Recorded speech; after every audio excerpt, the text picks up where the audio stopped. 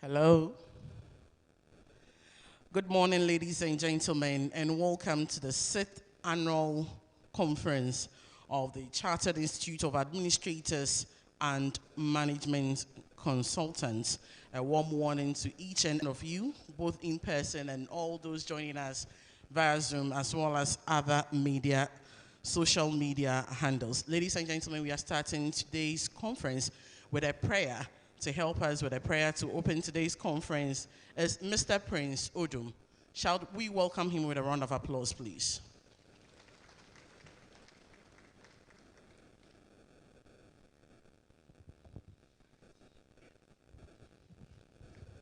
Thank you very much. Please, we are praying. Shall we upstand if you can? Our dear Lord and Master, we are grateful unto you this morning. Thank you for gift of life. Thank you for the opportunity granted us to gather this morning to receive knowledge which will help us to make impact in wherever we find ourselves. We ask you, Father, to lead us with your spirit, guide us in whatever we are learning, facilitate us in your hands. Lord, use them to impact us. Open our understanding so I will fully receive that our day will not be a waste, but it will be a refreshing one. We trust in you, Father, and we commit ourselves unto you that continue to inspire into us. So by the time we leave here, we shall give you glory. In Jesus' mighty name, we pray with thanksgiving. Amen. A round of applause for Mr. Odum, please.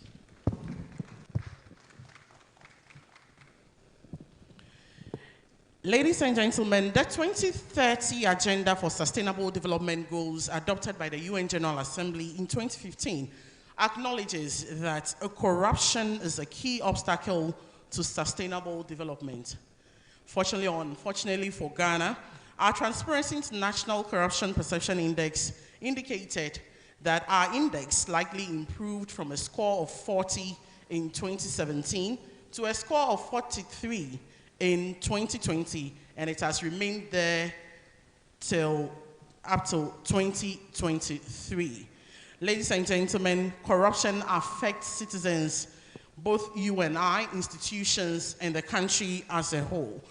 A Nobel laureate prize winner, Rogoberta Mencha, once upon a time said, "Without strong watchdog institutions, impunity becomes the very foundation upon which systems of corruption are built." This is the reason why we are gathered here today, ladies and gentlemen, from our various institutions and organizations to ensure that we uphold our country in a very good light and ensure that we build a path towards a fair and sustainable corruption-free Ghana, hence our theme for 2024. Ladies and gentlemen, we once again welcome each and every one of you. We would introduce members of the high table. Then we would continue with today's program. Ladies and gentlemen, at the far right of the high table, we are blessed to have the Executive Director of the Economic and Organized Crime Office in the person of Mami Tiwa Adodankwa.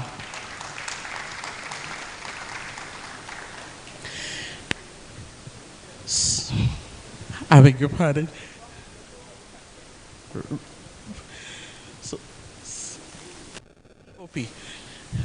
So, ladies and gentlemen, we are blessed to have COP2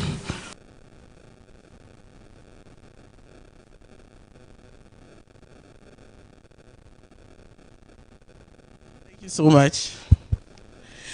Right, so next to our COP2, Mabia Tiwa Adodankwa, we are blessed to have the Secretary General of the Trades Union Congress, Dr. Anthony Yauba. Ladies and gentlemen, next to Dr. Anthony Yauba, we are blessed to have a representative of the Special Prosecutor from the Office of the Special Prosecutor, Mr. Samuel Apia Dako.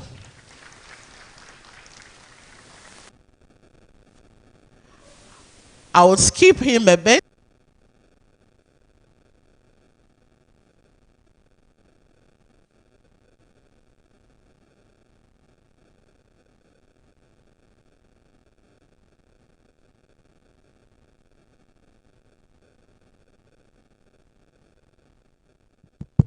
Next to him, we are blessed to have the Chief Executive Officer of CIAMC, none other than Dr. Samuel Mausi Asafo. Next to Dr. Samuel Mausi Asafo, we are blessed to have Professor Oxwald Senaja with the Kwame Nkrumah University of Science and Technology. Ladies and gentlemen, we are introducing them members of the high table. As and when they approach the podium to speak, we would furnish you with a detailed profile of these wonderful, distinguished personalities we have gracing the 6th Annual Admin Professional Conference. A round of applause to all distinguished audience as well.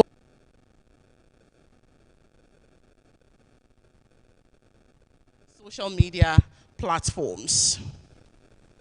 So some few housekeeping, ladies and gentlemen. The restroom is on your right, but it's on my left. So it's on your right. Men, ladies, in case you want to use the restroom, there is an exit door here. We pray everything goes smoothly without any emergency. But in case of any emergency, we have 2 exit doors here, and we have 1 exit door at the back. In case of any assistance, you can beckon on any of our Secretariat staff for you to be attended to.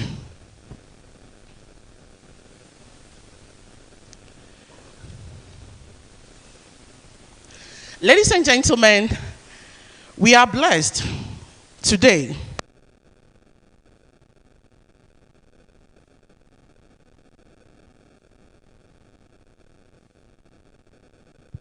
they want to misbehave, but trust me, everything would be fine. So we are blessed to have in our midst a very wonderful, distinguished personality who holds very distinguished portfolios here and there.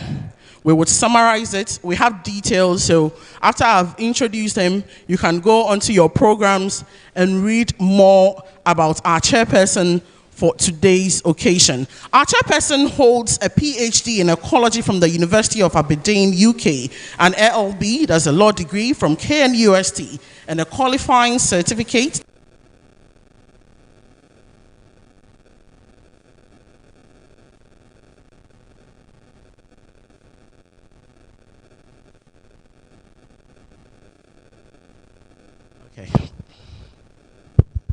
Right. I want you to hear the details of our chairperson. So our chairperson is held various positions as a Director General of Chief Research Scientist of the Council for Scientific and Industrial Research, CSIR, a professor at the CSIR College of Science and Technology, a professor at the University of Environment and Sustainable Development, prior to being appointed Chairman of the Public Services Commission. In addition, he is a fellow of the Ghana Academy of Arts and Sciences, a fellow of Ghana Institute of Foresters and Foresters, and a member of the Ghana Bar Association. Ladies and gentlemen, our chairperson for today,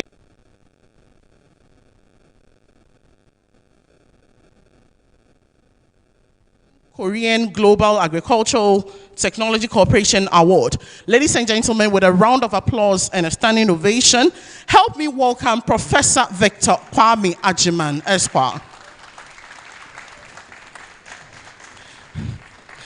So without wasting much time, I would invite our chairperson for today for his wonderful remarks.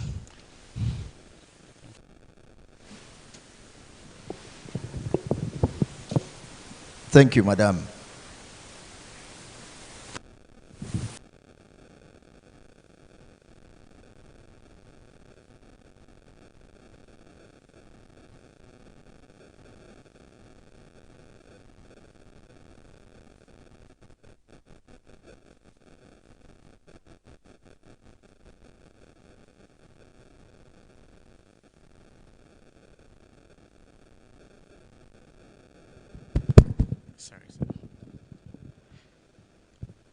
Ehunabo bring pra ajinsem the 6th King of Orenchi Traditional Area and President of the Orenchi Traditional Council, Asin Kusia.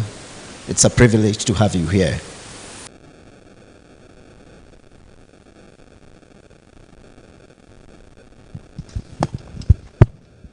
Secretary General of the Trades Union Congress, Mamiya Tiwa Adodankwa, COP2, Executive Director of YOCO, representative of the Special Prosecutor.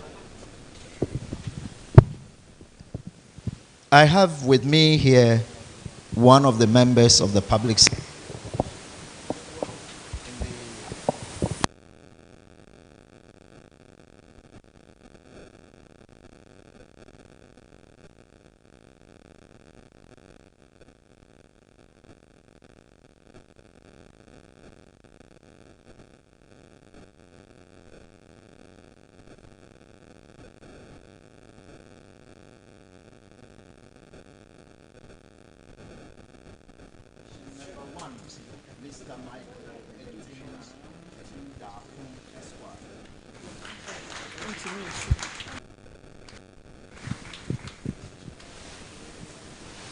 I also acknowledge one of my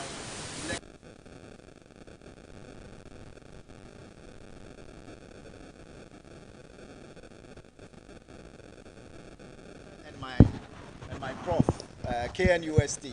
He used to be the dean of KNUST, so I acknowledge you, sir.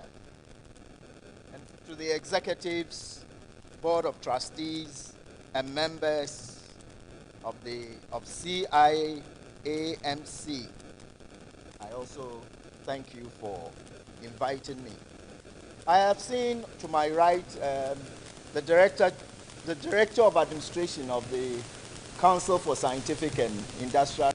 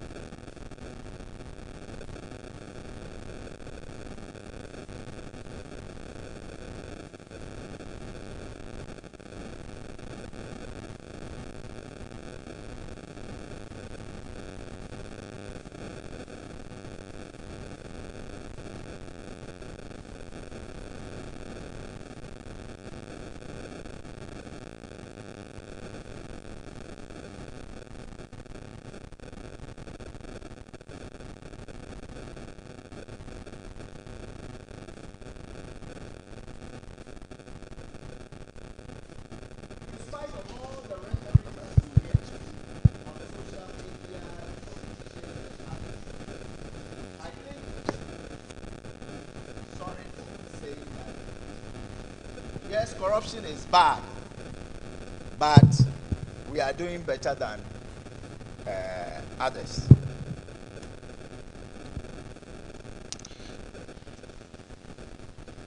Generally, people believe that there is corruption because the standard of living is decreasing and the cost of living is increasing. We have increasing unemployment, and the current statistics shows that if you take the youth, about 2 million are those that want employment. So that is something that creates room for corruption. Others also say that crime and all other things are not decreasing fast enough. I have statistics, but so the whole thing about corruption is that there's a feeling that the change is not happening fast enough. There's the need for us to do more. I've informed you that there's a lot of rhetoric.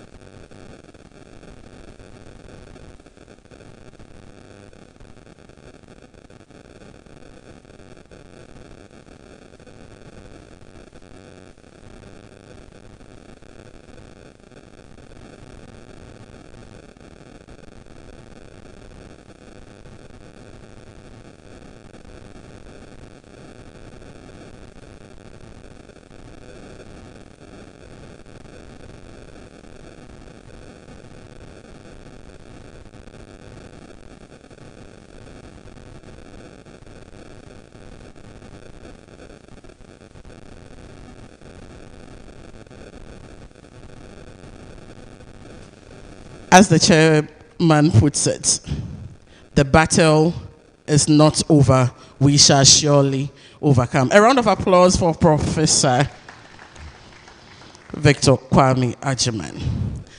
Ladies and gentlemen, the tone has been set, but you would be welcomed officially to the 6th Annual Admin Conference 2024. Ladies and gentlemen, to welcome us officially to today's event is the King of Urinchi Traditional Area, the President of the Urinchi Traditional Council, Asin Kushia, the Chief Executive of Industrial and Engineering Services and former member of the Council of State of Ghana. Ladies and gentlemen, our chairman is the Gassem Cement, is the chairman of the Gassem Cement Foundation at a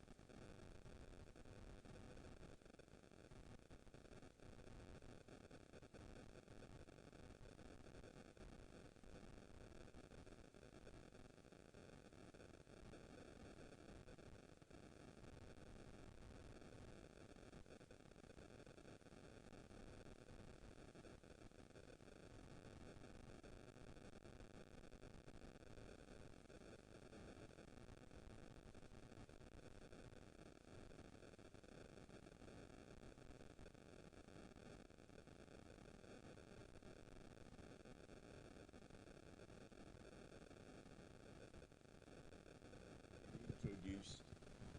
So let me go straight to the point. You know,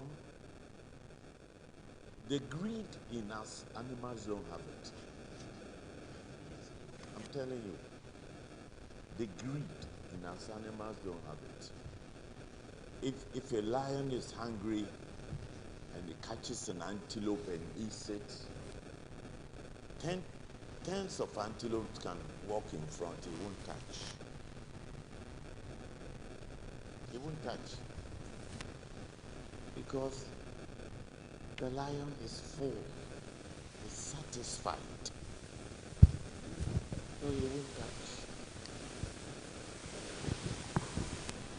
Some of us, thank you. Some of us,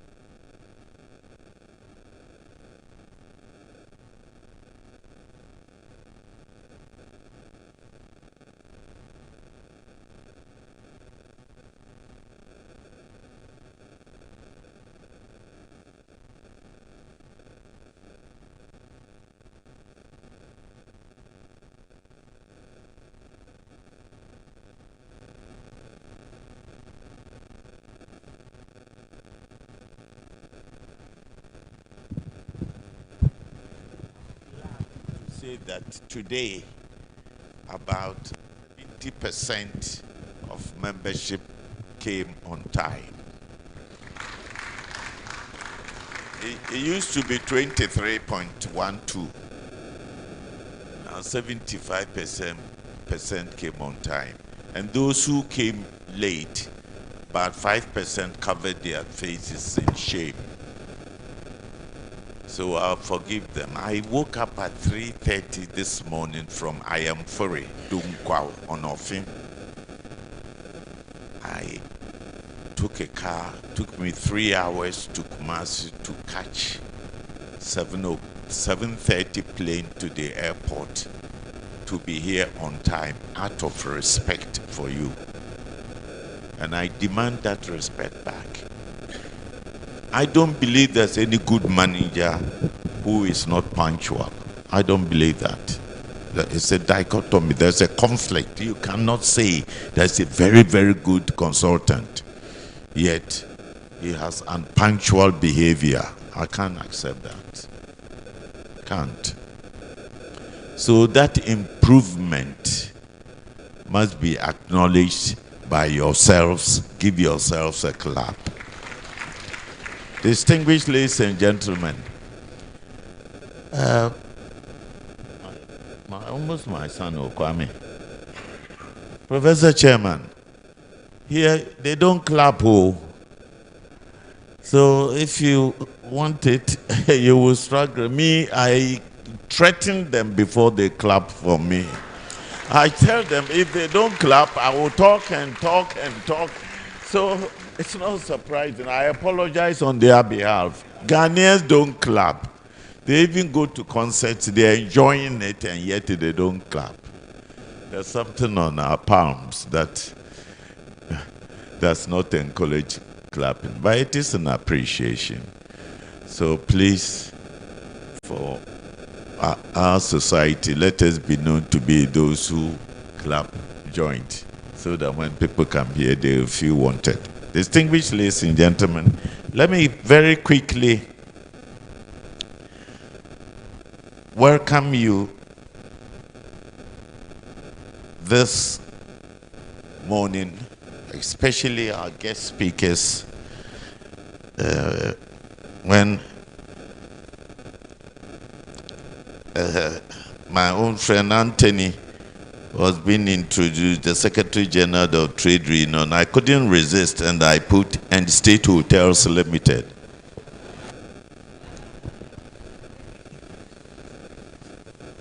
Sorry, I had to take that swipe. Distinguished ladies and gentlemen, you know, now it's dropped there. I am pleased to welcome you all to this CIAMC Admin Professional Conference. You will agree with me that we haven't just come here to the conference, enjoy and go away after that. No. Conferences are about building and strengthening a sense of community. We are grateful for another opportunity to bring together administration practitioners from several organizations across all sectors of the economy to discuss matters of common interest. These events allow you to build relationships with people who share your interests and those who do not. Ladies and gentlemen, the theme for the 6th annual CIAMC Administration Conference is building the path towards a fair and sustainable Ghana free of corruption. We have deliberately selected distinguished Ghanaians who have been flirting with corruption in various forms. And so we decided to invite them so that they can share their experience with us. In recent years, we witnessed a significant increase in concern among the people of this country about the incidence of corruption and its impact on the people and the economy. Despite the various assurances from governments, it appears we still have a long way to go, and only through a joint effort will we be able to reach our fundamental goals. In this regard, I consider this sixth meeting of administration as an inspirational occasion to carve a sustainable path free of corruption for the future. Distinguished ladies and gentlemen, the effect of corruption, even though we think we know it, I can assure you that most of us have not thought deep about the effect of corruption. When I was, traditionally speaking, arrested to be a chief, I was taken to River Pra, midnight, naked. I don't attract any appreciation. And when I went to River Pra, dark as it was, I saw fishes swimming in the river. I saw fishes. They had a torchlight. They said, I saw the fishes swimming. Now the face of River Pra is like Milo. You can't define it as water. Those who did chemistry. You cannot define it as water. And far more dangerous than the aesthetic, the substance. If you took a test tube of River Pra today and subjected it to tests in the laboratory, you see all sorts of chemicals, including mercury and cyanide. So, as we, in our era that we are living here today, if we sit down and allow corruption to take away, the hunters go to the bush, they kill their favorite akranteer, and giving time, like my uncle Wafayamosi told me, Nana, you have been late coming to Kushia, and I'm Papa Ninayari. My uncle was talking about extinction. So no diamond, no whatever minerals. Well, timber, you know, do something about it. In 30 years' time, max, our children and children's children will curse us for being down and say finally that, believe me, you are extremely welcome. Thank you.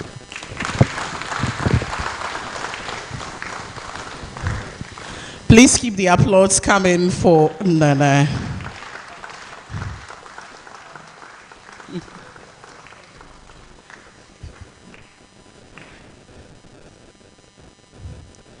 Indeed, you have been warmly welcomed to the 6th Annual Conference of CIAMC.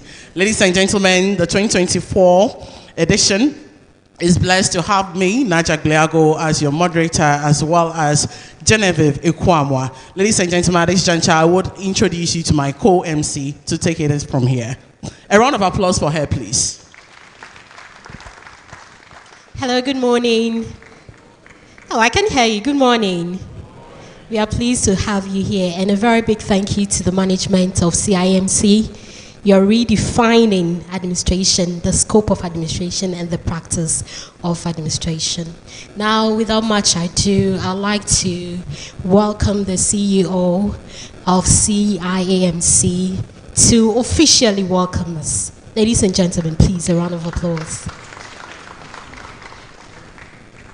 No, the official welcome has been done, so I couldn't do the official welcoming again. My job is to comment on the purpose of coming. So thank you very much.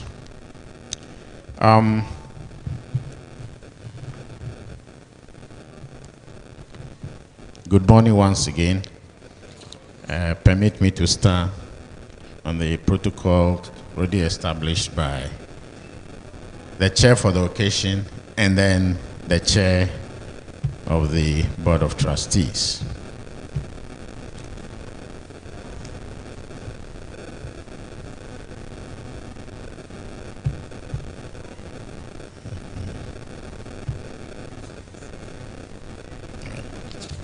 Thank you very much.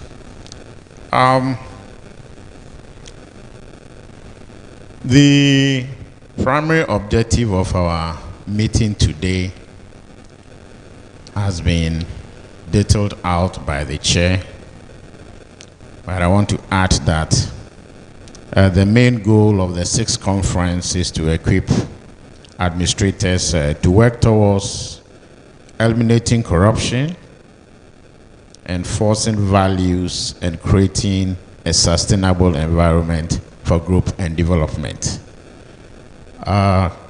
Prof. Chair, ladies and gentlemen, administrators constitute the heart of the bureaucracy we practice. And it is at the offices that administrators find themselves. It's at these offices that the permits, if I want to follow up on the chair's concern, it's at the offices that the tables and papers are processed. Unfortunately, the bureaucracy appears to have given a permanent negative, tag, especially within the public sector.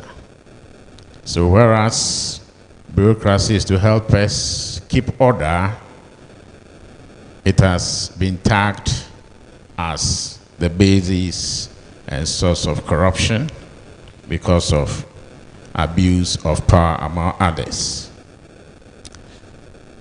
Referencing the preamble of the United Nations Convention Against Corruption, I think 1998, the convention was concerned about the seriousness of problems and threats posed by corruption to the stability and security of societies, undermining the institutions and values of democracy, ethical values and justice, and jeopardizing sustainable development and the rule of law.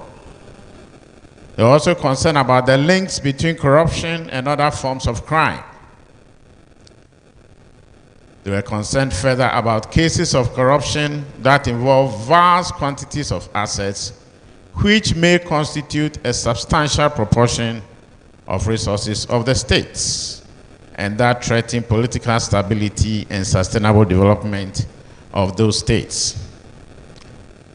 It was convinced that corruption is no longer a local matter but a transnational phenomenon that affects our societies and economies, making international cooperation to prevent and control it essential. They are, however, convinced that a comprehensive and multidisciplinary approach is required to prevent and combat corruption effectively.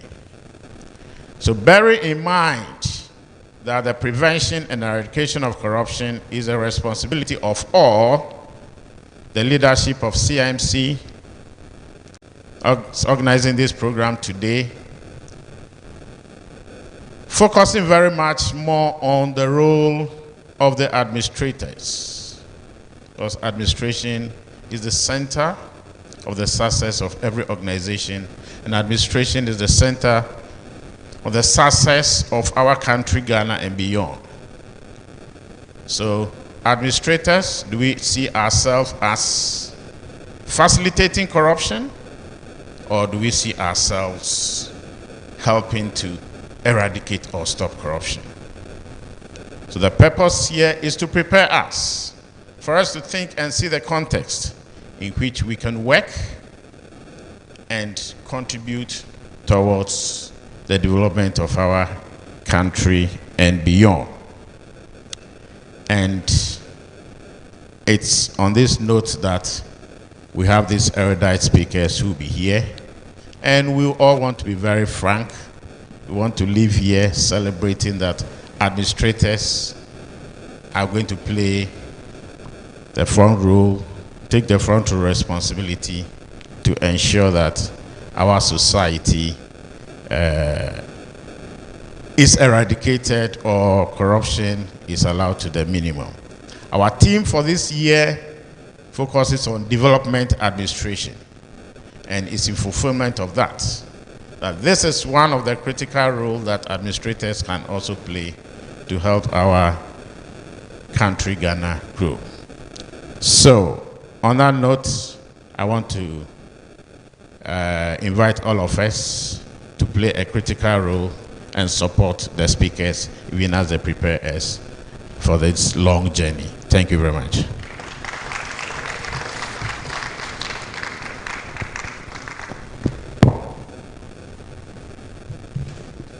Shall we keep the applause coming for Dr. Samuel Mausi Asafo for the purpose of conference? We now move on to solidarity message from a representative of professional bodies. He's in the person of Mr. Kwabna Ikwamwa Ejekum. He has a plethora of academic and professional credentials to his name, and he's a chartered marketer, an adjunct lecturer, independent researcher, and a marketing consultant. Ladies and gentlemen, I present to you Mr. Kwabna Ikwamwa Ejekum, please. Oh, keep the applause coming. Thank you, sir. Thank you very much, namesake, Miss Ekwamwa. That's why I guess you brought my middle name.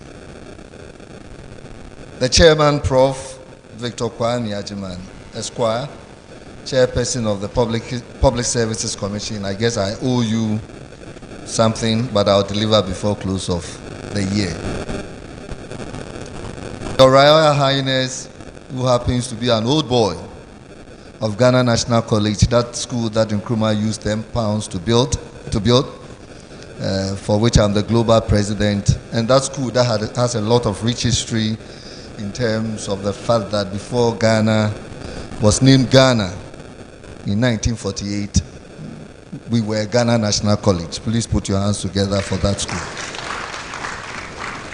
All collaborating institutions, including sister associations and professional bodies here present, distinguished speakers for this sixth confab, distinguished colleagues, esteemed guests, ladies and gentlemen, good morning. It is indeed with a deep sense of duty that I stand before you today, representing professional bodies to deliver this solidarity message at the Chartered Institute of Administrators and Management Consultants Ghana's 6th Annual Admin Professional Conference. We are gathered here to address the theme, building a path towards a fair and sustainable corruption-free Ghana. The essence of this conference, which aims to equip administrators to work towards eliminating corruption, enforcing values, creating a sustainable environment for growth and development, is indeed pivotal in our collective quest for national integrity and prosperity. Corruption undermines the very foundations of our society, eroding trust, stalling development, and perpetuating inequality. It is a cancer that we must confront with great resolve and a united front. As administrators and management consultants, you hold key positions in both public and private sectors. Your roles demand a high degree of ethical conduct and integrity. You are not merely managers and advisors, you are custodians of transparency and accountability. The objectives of this conference align perfectly with your mission to foster ethical leadership and sustainable development. By focusing on eliminating corruption, you are committing to a future where institutions operate with integrity and fairness. This, in turn, will build public trust and enhance efficiency and effectiveness of our administrative systems. Enforcing values is equally critical. It is about embedding a culture of honesty and responsibility, respect within public and private organizations. This cultural shift requires continuous education, strict adherence to the ethical code, and the willingness to speak out against all misconducts. We should learn to have the most uncomfortable conversations and take the unpopular decisions against corruption. It is through these concerted efforts that we can create an environment where corruption cannot thrive. Creating a sustainable environment for growth and development is an ultimate goal. A corruption-free Ghana should be a country where resources are utilized efficiently, where innovation is encouraged, and where every citizen has an equal opportunity to succeed. It is a country that attracts investment, fosters entrepreneurship, and ensures that the benefits of development are equitably distributed. To achieve these goals, we must collaborate across all sectors and levels of societies. Professional bodies such as those represented here today play a crucial role in this endeavor. We must continue to advocate for stronger anti-corruption measures, support capacity building initiatives, and promote best practices in government and administration. Prof. Chair, to this end, let me digress and speak to an observation in our industry, i.e. the education and, for that matter, professional bodies education. I noticed that the Ghana Tertiary Education Commission does not currently establish equivalencies of qualifications awarded by professional bodies who do not have the act based on international best practices and law. The time to regularize is now, especially when the Education Regulatory Bodies Act 2020, Act 1023, Section 4A, mandates them in collaboration with the relevant regulatory bodies and relevant institutions to develop and implement a national qualification framework, a national learners qualification framework at the tertiary level. If we are not careful, professional bodies may not feature in that framework once it is done. Finally, Prof. Chair, I would like to commend CIMC for its dedication to this cause and for organizing this conference. Let us all commit to the principles discussed today and work tirelessly towards a fair and sustainable corruption-free Ghana. I thank you, Prof. Chair. Thank you so much, Mr. Ejekum, for that warm message. A round of applause, please. Ladies and gentlemen, today we are talking about everything corruption, from legislation to institutions responsible, what we ought to know, what we ought to do at our various organizations and institutions, at the individual level, at the organizational level, all to ensure that we work towards a sustainable corruption-free Ghana. At this juncture, we will be receiving our first speaker for today, who will be representing the Special Prosecutor. Ladies and gentlemen, our representative of the Special Prosecutor is the Director of the Strategy, Research and Communication Division, holds a rank equivalent to Commissioner of Police. With more than 15 years of media experience, he's also a lawyer and an academic. Our speaker started his career as a journalist, serving as the BBC correspondent in Accra for 5 years. He also consulted for and trained staff at various reputable companies on news reporting, media law, and media relations. Ladies and gentlemen, our speaker is in his legal career, was a senior associate of Cromwell Gray LLP in Ghana, specializing in litigation, criminal law, administrative law, media law, security law, and family law. So anything corruption, law, trust me, you would be satisfied right after his presentation. Ladies and gentlemen, our speaker is an active member of the Ghana Bar Association, the University Teachers Association of Ghana, and the Ghana Journalists Association, reflecting his multifaceted expertise and commitment to both his legal and media professions. With a huge round of applause, kindly help me welcome Mr. Samuel Apiadako. Please, let's keep the applause coming. Our speaker has a lot to give us today. So please keep the applause coming. So he'll be encouraged to be frank, very, very frank, as our chief executive indicated. Thank Thank you, sir. Thank you very much.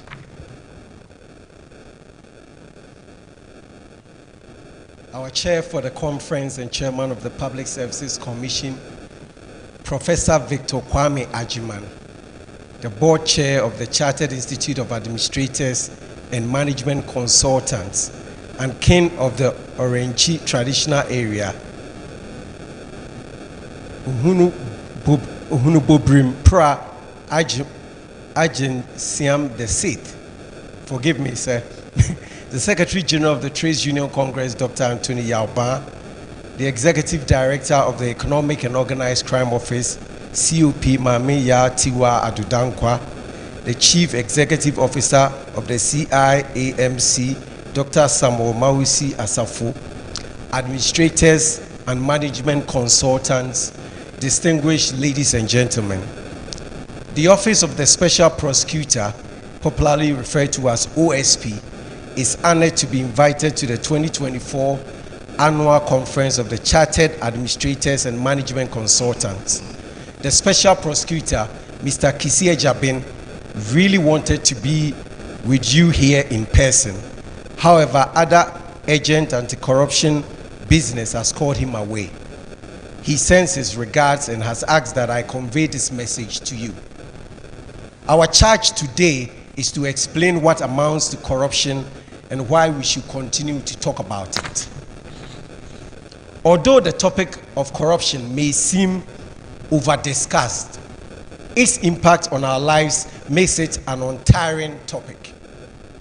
Perhaps the appropriate time to stop discussing it would be when we decide to legalize corruption. Some argue that we need action, not talk. However, without talking about it, we cannot act. Despite its pervasive nature, many people are still unaware of the behaviors that constitute corruption and its impact. I have shared this story before. A friend who deals in woodworks once asked me whether I ever get tired of talking about corruption, especially when there seems to be no change. I replied that if talking about it isn't bringing the necessary change, can you imagine the situation if we weren't talking about it at all? This friend practically describes how corruption affects us in many ways we might not even realize. He explained that his company factors the bribes demanded of them by officials on our roads when transporting wood to Accra as part of their business cost. This is even when they have purchased the wood using the correct procedures and with the necessary permits to transport. They complain that police and forestry commission officials still extort monies from them on the road. So if they would have to sell a product to you and me for say 200 cedis, they now sell it to us for 250 cedis. In essence, you and I are paying the bribe that was demanded of them on the road. Corruption affects you directly. You may not know, you may know. You may have no idea the extent to which it has robbed you of your current benefits and future benefits. Corruption is corrosive. It's a corrosive force that undermines the very foundation of trust, integrity, and fairness in our society. It affects us every aspect of our life, from the governance of our nation to everyday experiences as citizens. So what is corruption? What is corruption? I've often said that in Ghana, any offense committed by a politician is termed as corruption. No matter what it is, once it involves a politician, Ghanaians call it corruption. That also explains why the corruption perception index is always very high. Ghanaian law does not explicitly define corruption. Indeed, instead, it describes actions that may constitute corruption. The primary legislation addressing corruption is the Office of the Special Prosecutor Act, 2017 Act 959. Under Section 79, it defines corruption and corruption-related offenses as those outlined in sections 146 all the way to 260 of the Criminal and Other Offenses Act 1960, Act 29, as amended. So if you want to know what constitutes corruption, check all the offenses in Act 29 from section 146 all the way to 260. These include offenses such as intimidation and impersonation in elections, falsifying election returns, withholding public money by a public officer, accepting or giving bribes to influence a public officer or juror, corrupt promises by judicial officers or jurors, corruption of jurors, willful oppression, extortion, using public office for profit, and dishonest receiving. Section 92(2) of the Public Procurement Act 2003 at 663 as amended further includes these as corruption. Entering or attempting to enter into a collusive agreement with other suppliers or contractors leading to higher quoted prices in tenders, proposals, or quotations that would have been the case without collusion. Directly or indirectly influencing or attempting to influence the procurement process to gain an unfair advantage in award of a procurement contract. Altering any procurement document with the intent to influence the outcome of a tender proceeding, including but not limited to forge arithmetical corrections, insertion of documents such as bid security or tax clearance certificates not submitted at bid opening, and request for clarification in a manner not permitted under this act. Lastly, existing offenses under any enactments arising from or related to the above mentioned offenses. Interestingly, the United Nations Convention Against Corruption, UNCAC, an international anti-corruption treaty adopted by the United Nations General Assembly in October 2003, does not also define what amounts to corruption. Instead, it also outlines specific acts of corruption. And they include bribery, embezzlement, trading in influence, abuse of functions, money laundering, concealment, obstruction of justice, and various acts of corruption in the private sector. So in effect, I'm also telling you that we don't have a definition for corruption, but we are able to know what is corruption based on the acts that have been prohibited by law. Why talk about corruption? If we can control and reduce corruption, there will be enough resources for everyone in this country. We will be less dependent on loans and have sufficient funds to build hospitals, provide quality education, technology, construct roads, provide potable water, and develop industries to create jobs for many unemployed youth. This will free the fiscal space, allowing the private sector to also grow. The volume of money lost through corruption every year in Ghana is estimated at $3 million US.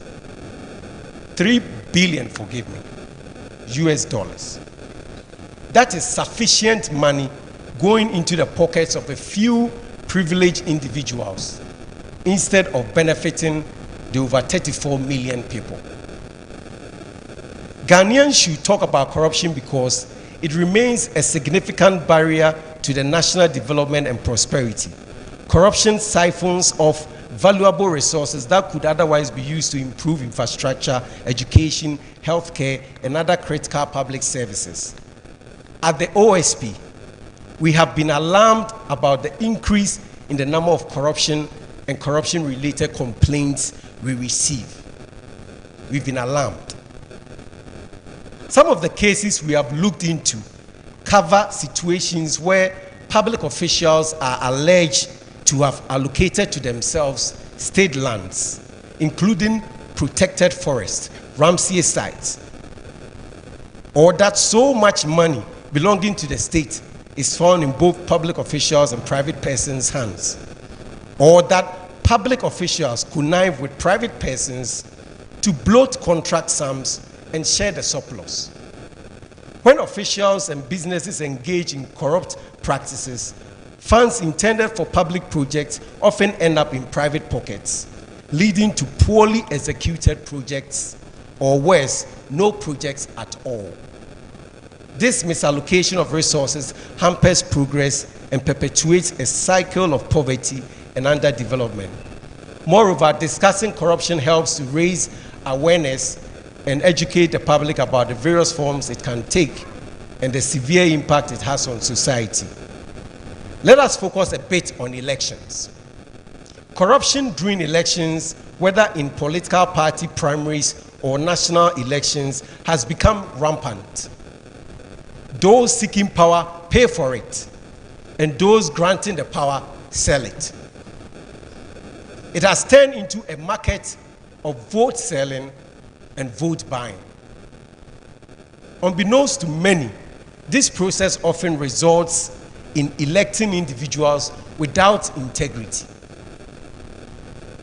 Once elected, how can we expect such individuals to deliver good governance, transparency, or accountability?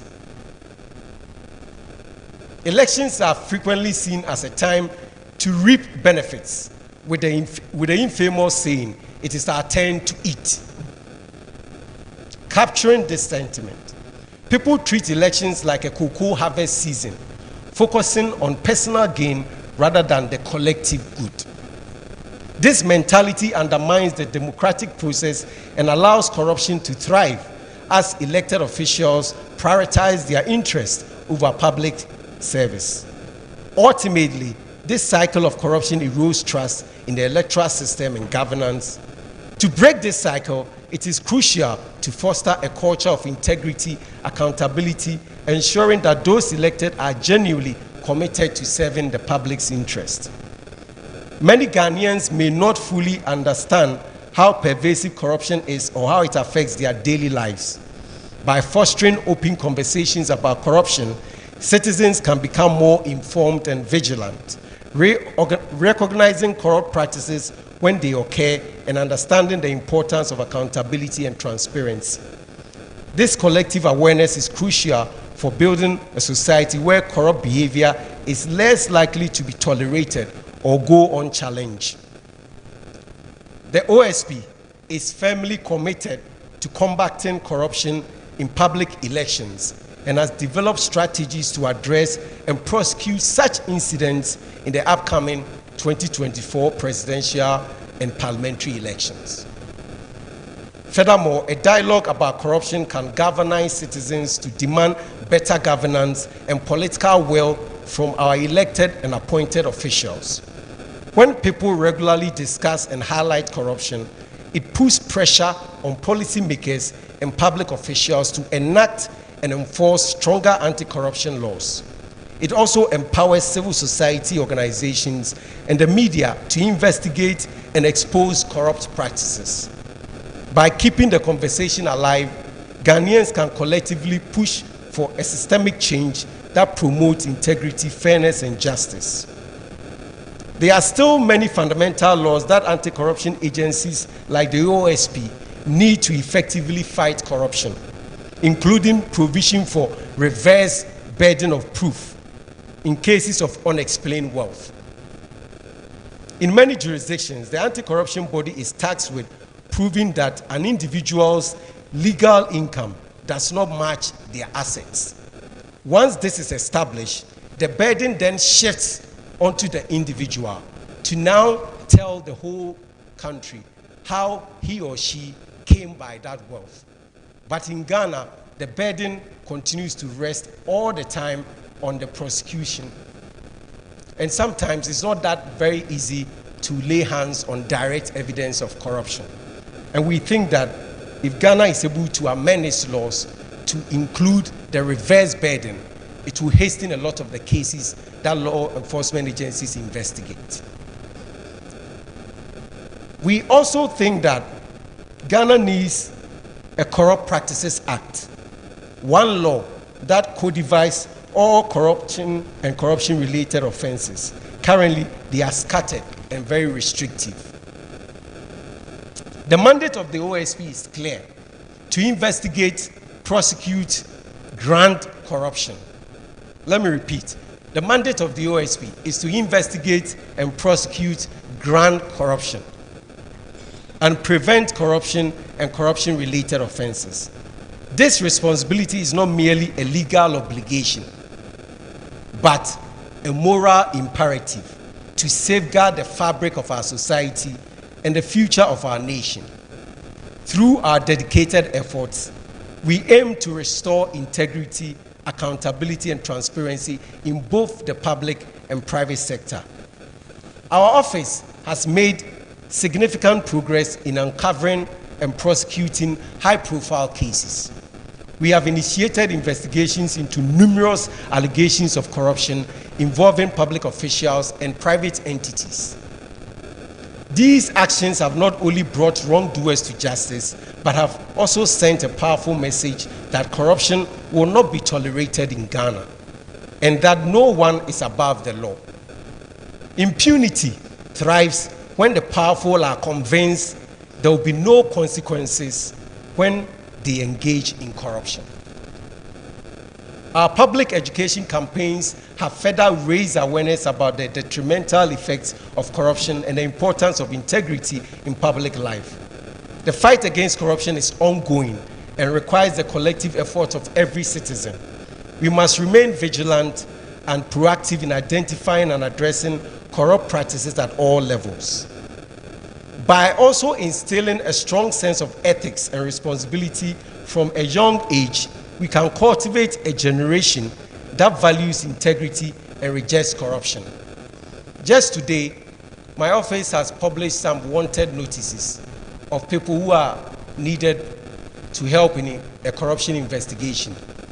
And sadly, the age limit is between 27 and 42. And I've seen on social media people commenting that if the young ones are being investigated for corruption, then what does the future hold for us? At the OSP, we have initiated a program called the Youth Against Corruption. And what we do is to go to schools and also on social media to engage the young people and let them know that it's time for them to take part in the fight against corruption now than future, because there may not be any future to protect if we don't fight corruption now. Despite these successes, the fight against corruption is far from over. Corruption continues to drain our resources, diverting funds meant for essential services. As professionals, administrators, and management consultants, you are at the forefront of ensuring that ethical standards are upheld in your respective fields. The ripple effects of corruption are felt across all sectors, including your own, where the trust of clients, partners, and the public hinges on the unwavering commitment to integrity.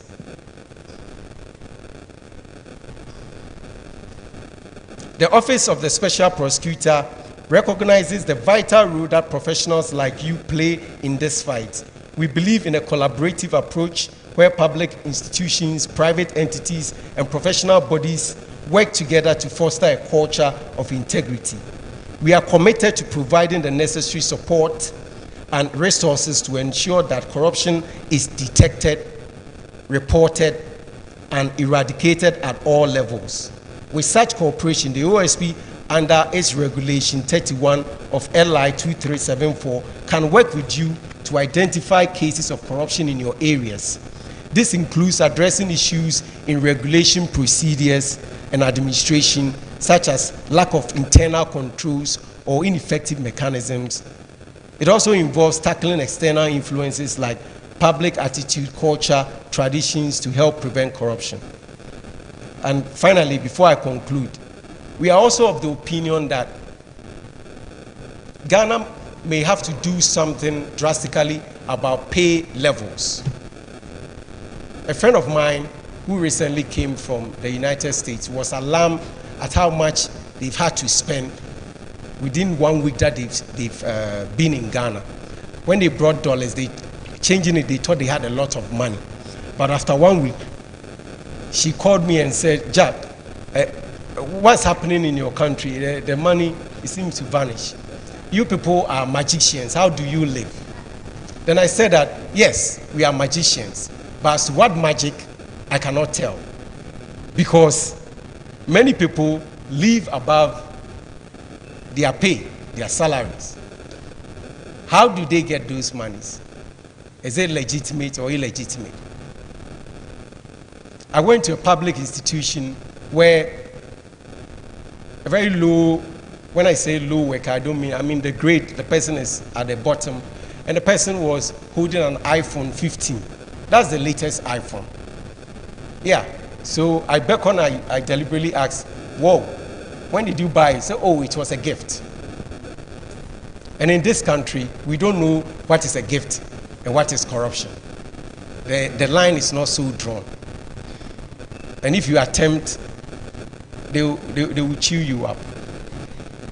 So sometimes I feel that the linkage between poor salary and corruption is very high. Although we say that poor salary is not a justification to be corrupt. Because none of us, pay and soon. Yet we are all trying to live an honest life.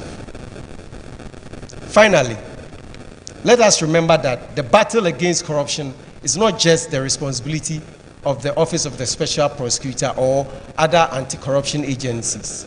It is a collective duty. As administrators and management consultants, you have the power to influence positive change and set an example for others to follow. Together, let us build a future where integrity is the cornerstone of our professions and the foundation of our nation's prosperity. Thank you for your attention, and I look forward to working alongside with you in our shared mission to combat corruption and uphold the highest standards of professional ethics. Thank you very much.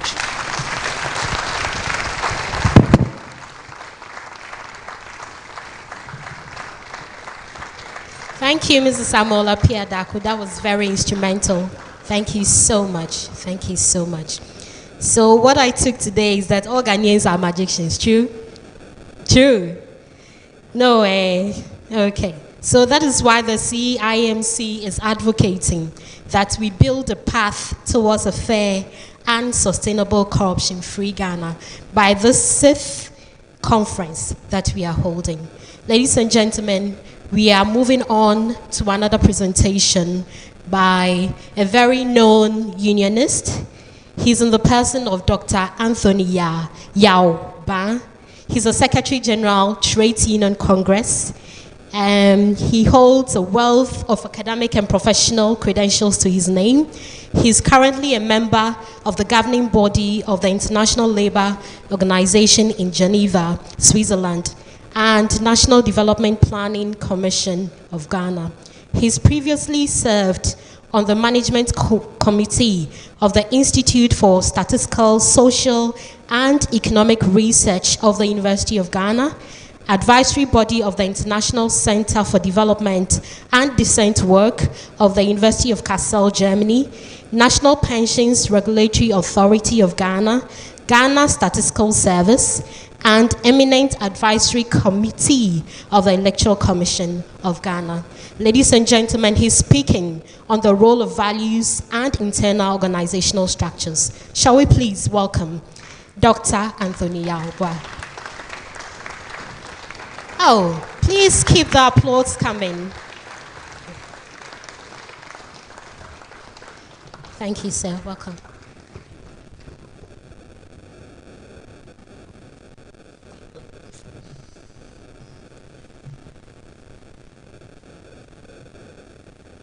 Professor Chairman Nana Pra Ajinsem, our colleagues on the high table. In the trade union, we say brothers and sisters. So let me use that here, brothers and sisters. First, I would like to thank the Institute for the invitation. I was wondering why I was invited though. But I'm very, very happy to be part of this important conference. And you gave me the opportunity to meet some people I have always been looking forward to meeting, including Nana Pra Ajinsem. I was very happy when I read the brochure and I said, oh, I'll meet him. So I was very happy. And then when he came in, I was expecting that he's in a traditional. Then I saw him in a short sleeve. I said, hey, Nana, I didn't see. But it's so good to meet him because I've heard a lot about this man. And I'm not surprised that he is the chairman of your institute, the board. And I'm not surprised that you have selected this topic. And I'm not surprised that you have called Mame Yatiwa also to come and speak to you.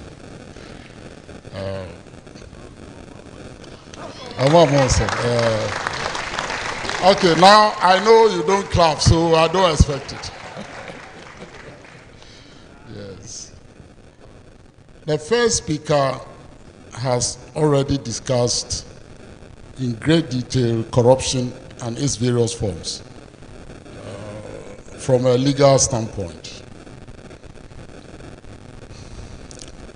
But I think corruption goes beyond the law. And so I have never studied law. So when I was asked to speak about corruption, I just Googled corruption. It's very easy. You Google it, has a lot of information. And when I saw, what I saw there in Google was that corruption is a dishonest or illegal behavior, especially by powerful people. There are others, many others. You see the dictionary will pop up, and so you see a lot of discussion. But there is this word that keeps appearing, dishonesty. There was another one. It says, a dishonest or fraudulent conduct by those in power. And then it said, typically involving bribery. And then there was another one, an inducement to wrong by improper or unlawful means, such as bribery. But the last one is really something I really like. He said, a departure from the original or from what is pure or correct. A departure from what is correct. This is very broad. And I think that it's, for me, the most relevant definition I've read. A departure from what is pure or correct. No, it's up to you to judge what is correct, what is pure, and so on. Then you can see the difference, and you see, oh, this is corruption. And you can see it everywhere, as you'll see in the next few minutes. My task is to discuss the role of values and internal organization structures in our quest for a fair and corruption-free society. I talk a lot about values, so maybe somebody overheard me somewhere and they put this on me to speak about, but I'm very happy to speak about this. Let me be clear that it is possible to build a fair and corruption-free society. And that is what the chief executive said. And I agree totally with him. It is possible. There are many fair and corruption-free societies around. And I had the opportunity to live and study in Norway in the 90s. Norway is a fair and corruption-free society. That cold country over there is it's free of corruption. It's fair. To the extent that me from Africa, far away, thousands of kilometers away, I was treated fairly by that society when I was there for 3 years. I couldn't believe it because I knew I can't get this in my own country. And I always have in mind that country when I'm discussing my own country, Ghana. In that country called Norway, no one is thinking about stealing revenues or assets that belong to the state or the people of Norway. You can't think that way. Get up in the morning and you knew what you were going to do. You were going to cheat the people of your country. How many of us steal from our own homes? Your own furniture, you say you are stealing. Where are you taking it to? It doesn't make sense, does it? But that's what we are doing to our home. We are stealing everything we can. Unfortunately, the mic was not working when Anna was talking about animals not being greedy. So I didn't hear all what he was saying. The little I heard, I agree with him. If a lion is full, you can have all the antelopes passing, as if it has not seen them. But because it is full. And you know why? Animals, they teach their offsprings how to find their own food very quickly. In the case of human beings, you have a child today, if you are not careful and you live in Ghana, for the next 30 years, that child is staying in your house. And you are thinking about your food today, his food, and the food of his children. And that is where the greed is coming from. We want to get everything and leave something for generations to come. Because we are not sure the kind of country we're building for those generations. So you better build all the mansions for them.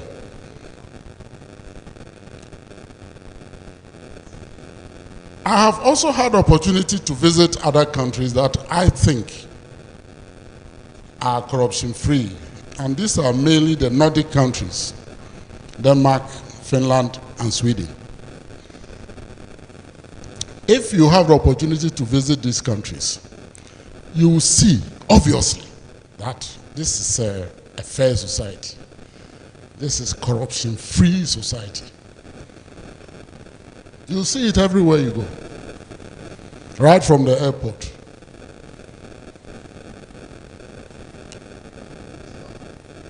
And it is not only me saying this, because now we want evidence for everything. So the Transparency International's Corruption Perception Index, and I agree with Mr. Dakum when he said perceptions are very important.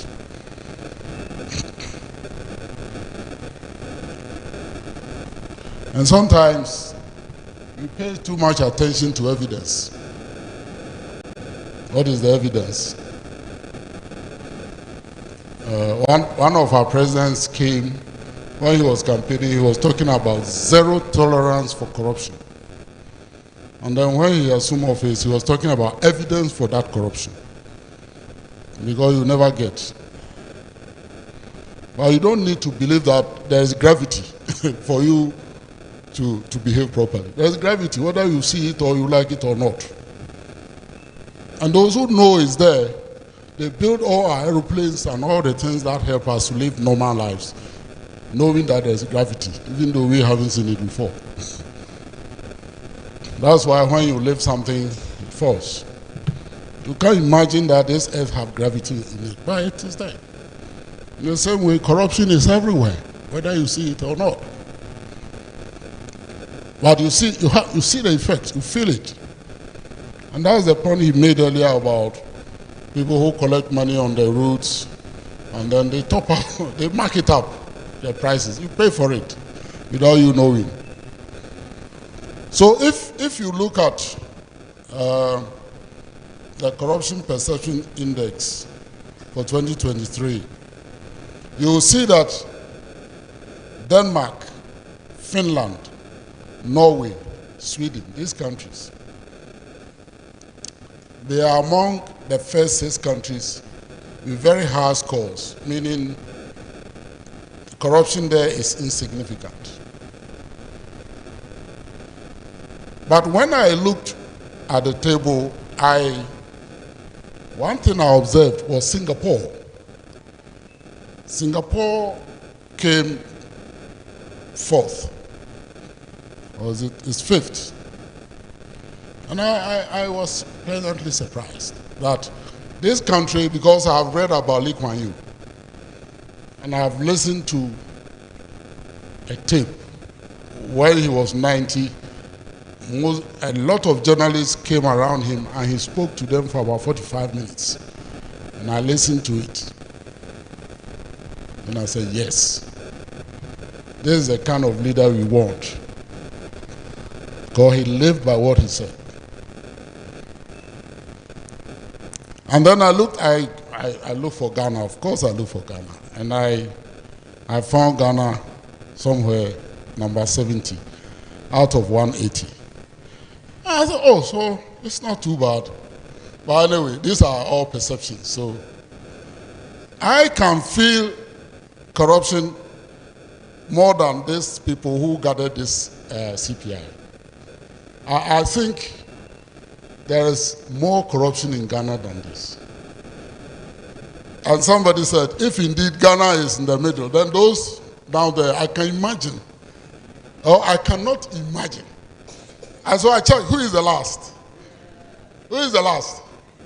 Somalia. I heard somebody saying, I won't say it. Our big brothers, they are not as corrupt as you think, according to the CPI. That's why I'm saying that these are perceptions, gathered, the methodologies and so on, we don't pay attention to it. But Ghana in the middle, I said, oh, so it's not too bad. So Somalia is the last, and it had a score of 11, and Ghana had 43, so 43 out of 100. In the universities, 43 out of 100 is still a failure, isn't it? It's a D or maybe below D, I don't know. Prof. If I have 43, is it a D? And if somebody has 0, is it not the same? So, what is it? If you have 0, if you go in the exam round, you write one word, they can give you a fail. If you do it and you get below 40 or 43, you can still a failure. So, in corruption, Ghana has failed. Then I checked if there is any link between this, or correlation, let me say correlation, between being low in corruption and how your people do. So I checked. Let me use the popular indicators, GDP per capita. And I thought, again, Norway, Denmark, Sweden are among the first 20. But I was not surprised, because if every resource that God has given you is used for the people, of course, the GDP per capita will rise. Denmark doesn't have any natural resource as such. I haven't heard any. The Norwegians have a lot of oil, but the Danish, next door, the sea washes both shores, but the Danish don't have oil. But they have something in between their 2 years, which they call brain, and they use it and use it well. You may discount what happened in the past, because they also enslaved people. And that is not the best part of their history. But in recent times, they have developed their country, and one of the things they have achieved is to do away completely with corruption. so that every penny that comes to Denmark goes to the people who deserve it. And that is what we are looking for. So I checked the GDP per capita, and I found that the highest was Luxembourg. I had opportunity to visit that small, hilly, mountainous state. You can feel it there, that these are rich people. Then I saw Singapore again, the third, a country in the 50s, was perhaps worse than Ghana. It is now among the best three in the world in terms of wealth. Then I checked Ghana. Luxembourg, 143,743 US dollars, and Ghana, 7,153. When I went to Luxembourg, I didn't see any gold. I didn't see any diamond.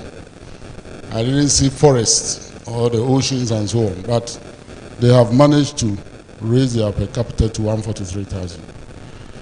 Again, I checked. Is Ghana the last? No. The last was South Sudan. When we are 7,000, they are 455. That is really low.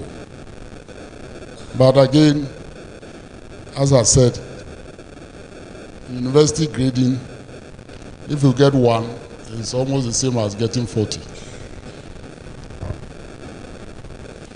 Then the last one I checked as a background to this presentation is the Human Development Index. I was thinking, if your country has such a low corruption, it must reflect in the Human Development Index. I mean, logically. And when I checked, I found that Norway was number 2 in terms of Human Development Index. I saw Denmark was number 5, and Sweden was number 6. And Ghana was number what? 145. The lowest on the Human Development Index, which combines 3 areas, including education, including per capita income and health. Somalia again came last. But I think we can understand why Somalia is where it is. So, Professor Chama, my brothers and sisters, we have a problem. Ghana, we have a problem. And that is why we are here. And the real experts of this conference and those who actually selected this topic. As for those of us who are coming to talk, when you give me that long notice, I'll find some things and come and say something. But you allowed me time to think about this, the first option in this country. So I was wondering what I should say. And I found something to say, so that's what I'm going to say. So I started by asking, how pervasive is corruption? How pervasive is corruption? And I found that it is very pervasive. And I'm sure you all feel the same, because you touch it and you feel it and you see it everywhere you go. Then how do you analyze it? Analysis means you are breaking it into parts so you can really see what is there. And I think that is the approach that Mr. OSP, that is what we have to do. Because if you put OSP in Accra, my hometown is very far away, 500 kilometers in Domahinkro. I can do something there, I can assure you, you will never see it. Because you are far away. Now let's look at this one sector by sector, and you'll see and feel it. Let's start from the very top. The 3 arms of government: the executives, the legislature, and then the judiciary. I'm not going to say anything about that. I'm sure you know it. So you don't need to preach to the converted. When we mention executive, that is where the president and his ministers and the cabinet, that's where they are. When you mention legislature, that is where the MPs are. And when you mention judiciary, that is where the judges are. Okay, so I think that is enough. Let's move. Because I'm already in trouble, and I was wondering why this institute asked me to come and talk about corruption again after this hotel sale saga. But let's leave it at the executive, legislature, and judicial. Let's move on. Let's think about the ministries and the departments. I've met some ministries officials here, so let me leave it there. And let me quickly shift attention to the various services in the public service. Chief, your area. If you go to the Constitution of Ghana, Article 190 lists all the important services in this country. So you take them one after the other. And I'll leave the judgment because I trust your judgment more than myself. First, let's start with the civil service. If I mention the sector, and I have enough time to ask people about what kind of corruption goes on there, I'm sure everybody will have something to say. But we don't have that much time. So let me just mention and move on. Civil service, local government service, judicial service, audit service, education service. That really is really terrible. Education service, especially it involves children. The children that are going to be the future of this country are already corrupted in the examinations. Children now have a way of getting the best score without studying. If that is not corruption, what is this? And if that is not in the law, then it's not corruption. Corruption in the education service. The children, the universities, people having first classes when they haven't studied for a first class. Because they have a boyfriend who is a lecturer who will give them 90%, even though they don't know anything. Then you move to the prison service, parliamentary service, the health service, another terrible place. If you think about the corruption in the health service, then you want to die. I was saying that I went to Norway and I was treated fairly. One of them is that when you are sick in that country, you just walk in. The doctor will never ask you, where do you come from? I don't look like them. They will ask you, they will treat you, and then send the bill somewhere. I don't know where. The state takes care of it. In the UK, where I studied for my PhD, same. They don't ask you anything.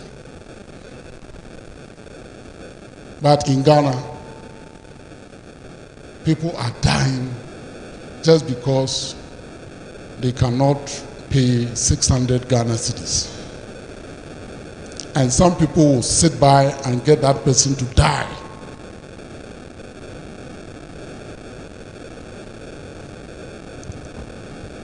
Statistical service, fire service, another place that you want to hear is Ghana Revenue Authority.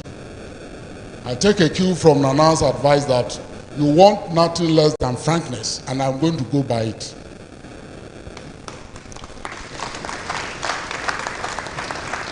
For those of you who have forgotten that Ghana Revenue Service is composed of three subsectors: VAT, Internal Revenue, and Customs.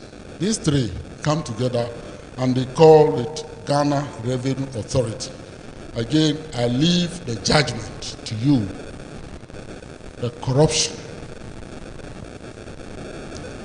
I'm moving to a sector, but because Mami is here, I will not mention it. But because Nana said we should be frank, let me mention it. The Ghana Police Service. Do you know Ghana Police Service? Do you know their motto?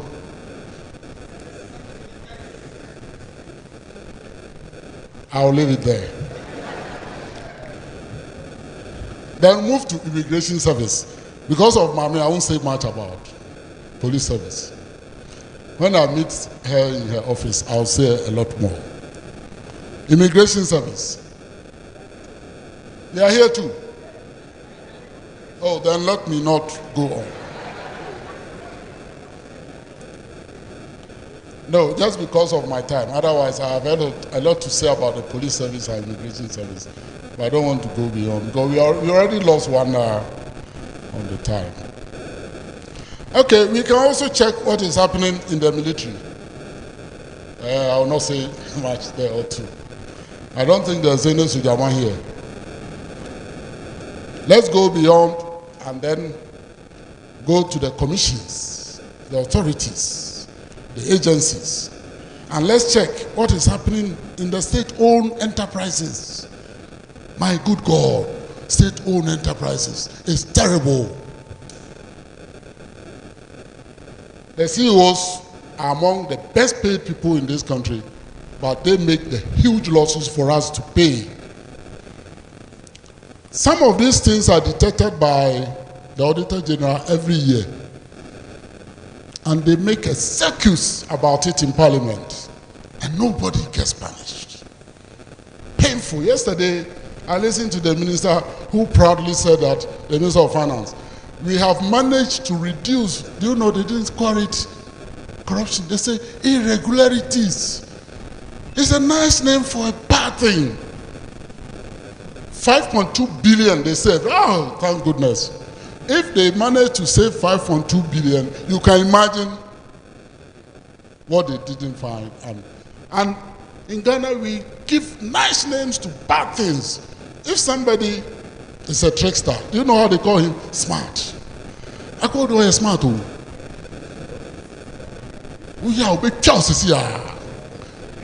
And that is smart. Irregularities, that's how they call it. Chairman, if my time is up, you let me know. Okay, I think it should be fair, because we want to have a fair society. So let me move from the public service briefly to the private sector. And again, I'll leave that to your judgment, because I trust your judgment. Let's look at agriculture. I grew up in the village. Many of you perhaps did. There is corruption there. What is pure and correct, sometimes it's not there. All the vegetables you are eating, do you know they have more chemicals than they spray it, the next day they harvest it and sell it to you. Not to you, to us. That is corruption. You are killing people because you are getting money. Forestry. Nana made reference to forestry. Where are our logs? They are gone. A tree which is 500 years old, somebody will just use a chainsaw and cut it within 5 minutes. A 500-year-old tree goes down in 5 minutes, and the proceeds never get to the people of Ghana.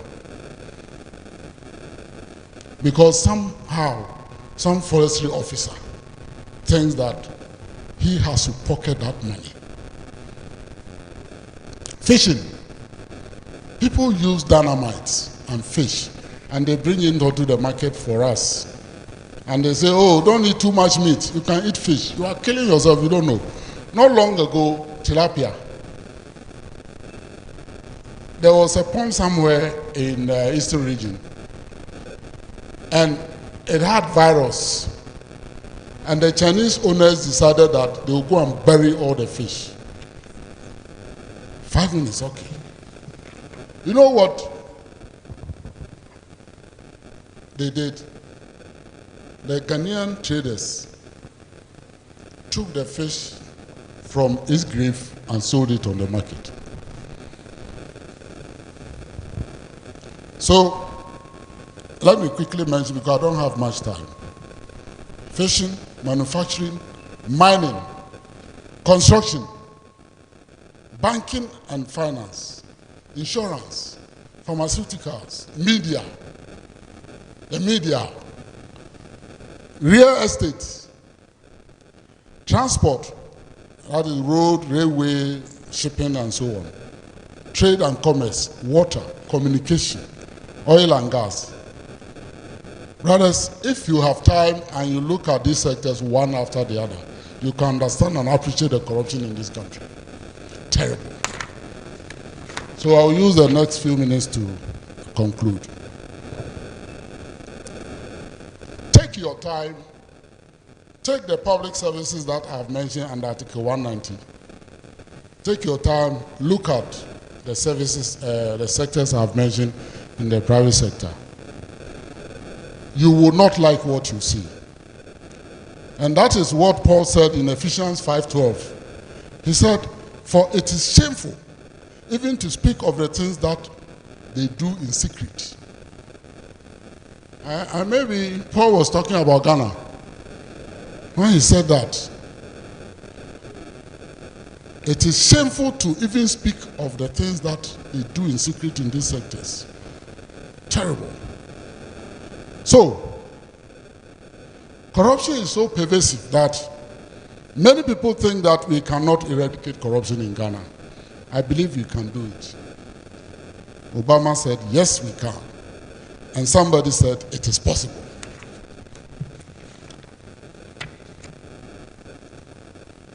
Okay, so now I come to the role of values in our quest. So what are values? I'll mention some of them. And what I want you to underline is that any deviation from this value can be corruption. Honesty, compassion for the people of Ghana, hard work, merit, self-respect, integrity, dedication to duty, kindness, integrity again, courage, loyalty and service to family, loyalty and service to community, loyalty and service to country, and loyalty and service to God. Selflessness, modesty, humility, dependability, and last of all, love. These are basic values. And where do we get them from? We get them from our homes, we get them from our parents, we get them from our communities, from our schools, from workplaces, and of course from our religion, our tradition, and our culture. So why are values important in the fight against corruption? Values are important for individuals and society at large. For individuals, we need these values as a guide to a life of uprightness and to fit well into society. And as a society, we need such values because they provide the foundation for building a viable, equitable, just, and peaceful, and corruption-free society. That is why we need it. We need them. We need these values to get our economy to run properly. We need these values to get our markets to run properly. We need these values to build economies that are strong. And without these values, we cannot create a viable society. And most of the challenges that we face as individuals, as society, are a reflection of corrupted values that is moving away from what is correct. In Ghana today, money appears to be the only thing of value. And money has replaced all these values. People are ready to sell their integrity for 5 cedis. When you cross the red, they don't care. Money is everything. And some people are even ready to kill for money. And that is why there's armed robbery around. Colleagues, brothers and sisters, I don't have much time left, so let me end by saying a few things about the internal organizational structure. I'm not an expert in this. But when I checked and then I found that it has to do with the hierarchies in our organizations in terms of decision making. And there are various structures. In Ghana, the one that is common is a hierarchical type, which has a chain of command from the chief executive to the ordinary workers in every enterprise. And because I don't have much time, I was going to say a few things about the sectors that I mentioned, but let me take the public service as a whole. And that public service that you have one person sitting on it, they call President of Ghana. And that president has a lot of powers. They appoint all the people in these services. And Metropolitan Assembly, everybody. It is estimated that the president of Ghana has to make 6,000 appointments. And if that is the case, then there is something, which is something we all know. Absolute power corrupts absolutely. And we see this because the Constitution allows that. So, if we want to change that, and we want to build a just, fair, corruption-free society, what do we do? First, we need strong leadership at all levels, not only at the apex. And I agree with the popular saying that leadership is everything. The rest are effects of bad leadership or good leadership. All what you see around you, the bad rules and the rest of it. Therefore, we need leaders who can make other values more attractive than money. You appoint the leader, and that person, hails all these values that I have mentioned. And that requires election of leaders with integrity at all levels. Currently, what power do we have as Ghanaians to get that kind of leadership? The Constitution allows us to use our thumb every 4 years. That is the only power we have. So when we go there, we should be looking not at political parties we belong, not the ethnic group where we come from, but we check and find whether this person have the values that we need to build this country to be fair and corruption-free. I agree totally with the chair of Transparency International, Francois Valérien, who said, corruption will continue to thrive until justice systems can punish wrongdoing and keep governments in check. When justice is bought or politically interfered with, it is the people that suffer. Leaders should fully invest in and guarantee the independence of the institutions that uphold the law and tackle corruption. It is time to end impunity for corruption. This was by Amnesty International Chairperson. We need constitutional reforms that will give more power to the people of Ghana. We need constitutional reforms that will make going into politics, leading the Ghanaian people, attractive. That's good people to leadership. And such reforms have the potential to eradicate corruption and create a fair society. When the people have power, they will ensure that their voices matter, even more than the president himself or herself, ministers. And we will have voice in the formulation and adoption of policies and measures that will address our needs. Access to clean water, access to food, access to high-quality education. In countries where power truly belongs to the people, corruption is low, unemployment is low. People have access to the basic necessities of life, and standard of living is very high. All the things we see, like graffiti, are the effects of corruption. Many of them, the bad rules, the poor hospitals, and so on. In conclusion, Mr. Chairman, on the corruption perception index tables, Ghana ranked 69 in 2011. Then, 2023, we rank 70. This is not good enough. I think Ghana can do better than that. We need to cultivate the right values. We need to reform our constitution and give more power to the people. We need to reform our politics to attract good, selfless, and competent people into leadership. We need to elect right people into government.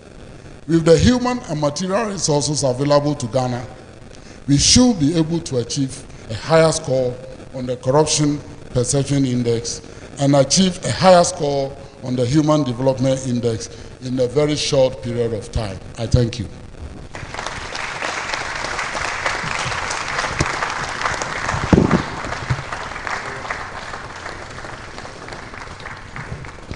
Thank you, Doug. That was very comprehensive.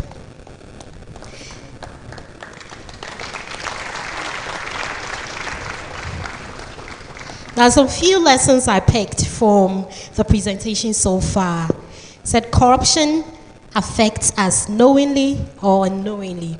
And since the fight against corruption is ongoing, the onus is on us in our respective offices and our personal lives to contribute our respective quotas towards a corruption-free Ghana. So one would ask, but how? Just the presentation that ended just told us that we should have integrity, we should have compassion, we should have loyalty, and service to God, service to man, and service to everybody in all our dealings. Ladies and gentlemen, let's say a very big thank you to Dr. Anthony Yao Ba.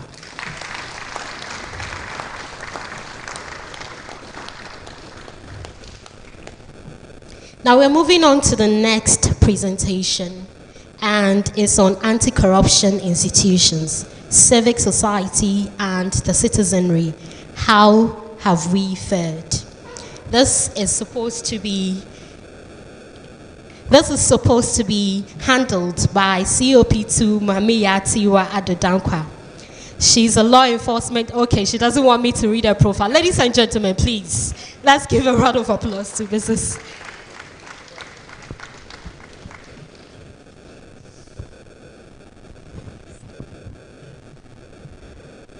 Let me stand on the existing protocols, but I will recognize on my Hinenana. I also want to thank the organizers for inviting me. Yesterday, a friend, wanted to come and see me today, and I told that friend I wouldn't be available. They said, "Where will you be?" So I sent the flyer to the person, and then he immediately called and said, "Mame, please, when you go, don't give us a headline." I said, "Oh, what do you mean by that?" I said, "Anytime you get opportunity to speak, the following day, you'll be trending. So this one, please tone down." And I had to go back and look at my presentation again. So today, I've decided to go like Dr. Van said. I will leave it here like that. I'm not going to say anything about it. I will leave it like that. Is it showing? It's not. Okay, so I've been asked to talk about anti-corruption institutions, civil society, and the citizenry, and how have they fed? How have we fed? All of us. And this morning I was thinking, unfortunately for me, I'm not a lawyer, just the KJTR type. But the way I was thinking is the same way that my brother Sami from OSP spoke about, that how does the law defines corruption in our act, the various acts? Even so, I had to download the OSP Act to look at it. Like he has already mentioned, it describes what is corruption. So I've been thinking,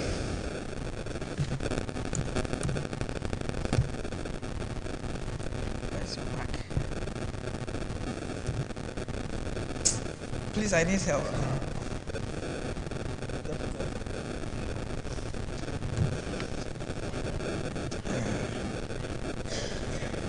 So I have to start.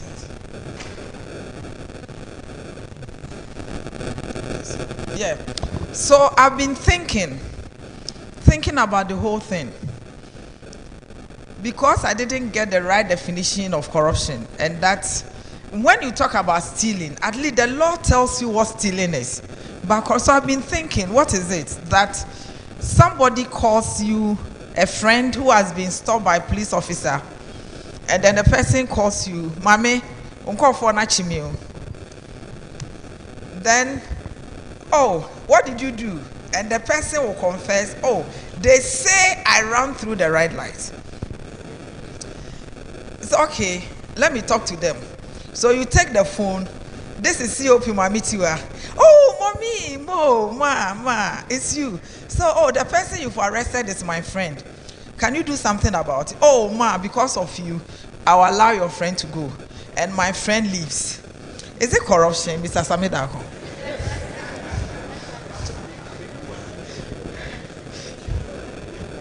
I'm thinking. So I'm departing, but if we really want to fight corruption, I said, why should my friend call me? Why wouldn't you allow the police service to do their work so that we don't come under Dr. Ban's list?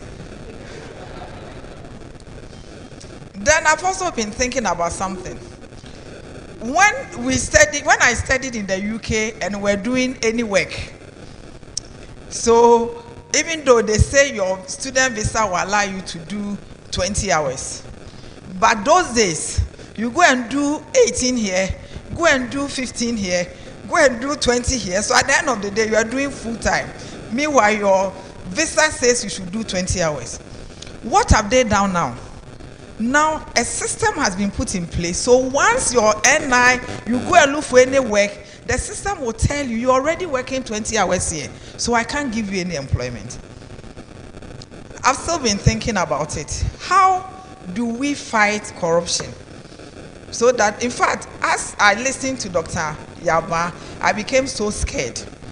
It looks like we wouldn't go anywhere. So, our own father, Dr. Kofi Annan, said, if corruption is a disease, transparency is an essential part of its treatment. How are we managing with the way that we do things? I'm still thinking. So everybody is talking about corruption. Everybody is talking about corruption. Everybody is corrupt apart from us. So as far as you are concerned, everybody is corrupt, but you are not corrupt. Everybody is corrupt. So we are talking about it. But it's like, because I'm not corrupt, I don't have to play any role in resolving that. It is some people are corrupt.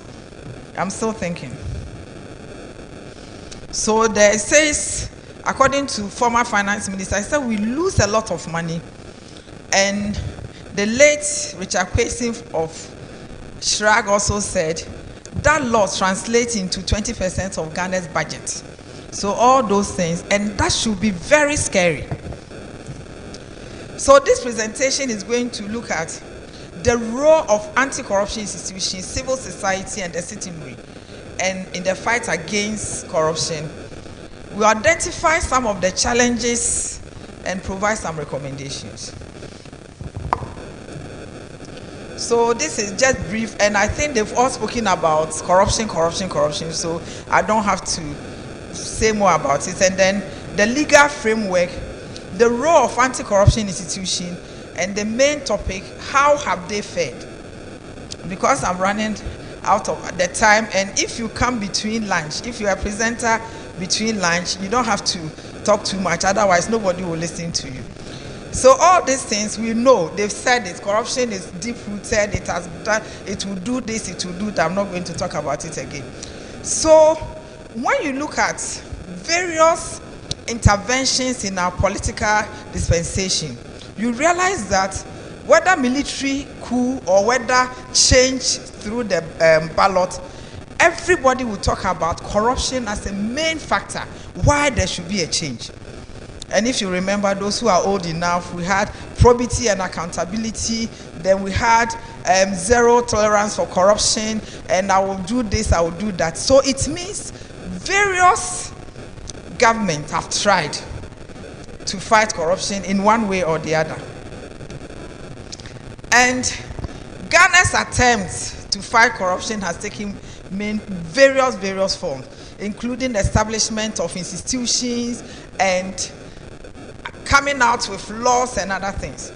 But the point is, establishing the institution itself doesn't fight corruption. It doesn't. And then even coming out with the laws also will not fight corruption. But us, like my big brother said, what we do is what will actually fight corruption. Let me give you an example where establishing institution itself will not fight, but then when you put in system, and even putting in the system itself will not fight corruption. It is when the systems work. Again, in UK, those days when we went, we were not paying for the ticket, the train tickets, because we were managing. And then you go and start from where there's no gate, and then you end where there's no gate, so that you don't have to pay. So upon a time, you see the inspectors checking, and if you pray and then you fast, and then you are not caught, that is your luck. But if you don't pray well and then you meet the inspectors, maybe if you don't have papers, they might send you back. But what have they done? Now they don't even need the inspectors to go around. They put in systems. So you go, you touch, and then the gate will open for you. You can't touch, and then even where there's no gate, they've made provision where you can still touch. And if you don't, the system will calculate as if you have traveled from zone 1 to zone 6, and it will deduct from it. That is how you fight things, not living in the people to be good people. So we are talking about it. Why are we not fighting corruption? We want everybody to be part of it, values and other things. When I was doing my any work in London, one day I overslept. I was supposed to start work at 7 o'clock. And when I woke up, it was 6:45 already, and it was going to take me about 1 hour to get to my workplace. So I called them that I was running late. When I got there, my supervisor asked me why I was late, and I told her I overslept. And she was looking at me, and I said, yes, I overslept. The alarm went off, I didn't even hear. She didn't say anything. I told her I was prepared to work extra when I closed. Of course, I was also going to change over from somebody who had gone for night duty. And I said, okay, so you don't need to come, I'll wait for you to take your time and come. Then later on, the supervisor called me and said, are you sure you come from Ghana? And I said, I'm from Ghana. He said, then why didn't you say you had stomach ache, your child was sick, and the whole lot? I said, no, that wasn't what happened. I actually overslept, and I think the volume on my phone was not loud enough. I said, you are a different person. The point is, we lie when our children are there, and we don't see anything wrong with it. So we grow. That is why we keep on having leaders that we think they are not supposed to be those that we expect them to be. So from as we grow up, our children, we are lying and our children hear us. Let me share one story with you. I was driving my son was about 5 years. And a friend called that he had a problem at a police station, and he was detained at that police station, so he needed my help. And I said, hello. Oh, I'm in the village. The network is very bad. So I can't. Hello. And then the line went off. Then my son asked, Mommy, why did you lie? You are not in the village. And I mistakenly said, but you see, a little bit of lie is sometimes good. I thought that was it. One day, this same boy didn't do his homework. So in the morning, because I asked him in the evening, have you done your homework? He said, yes, Mommy. In the morning, when we were rushing to beat the traffic, I saw him running to do the homework. I said, why? Mommy, a little bit of lie. So I told him, between you and me, nobody is going to lie. Now, lie is bad, whether little or big. So the point I'm trying to say is that we do these things and our children see, and we don't see anything wrong with it, and they grow up. That is why my big brother was saying that teachers will look at it when they cheat. They are bringing questions, they are buying questions because they want to get the grades. At the end of the day, is that your actual performance? My thing is this.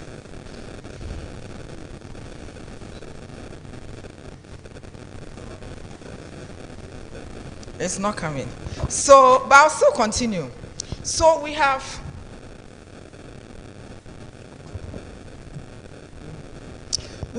a lot of institutions fighting corruption. The recent one was the Office of the Special Prosecutor. We have Tvucc, we have SHRAG, we have Auditor General, the Internal Audit Agency, the Judiciary, and of course the media.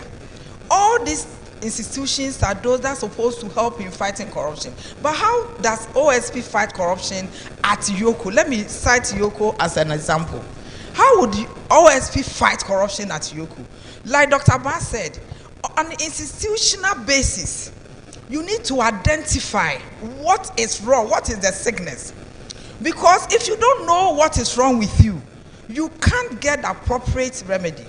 So you go to hospital and then they tell you, go and do lab, go and take x-ray, go and do this, go and do that, because they want to identify what is wrong with you.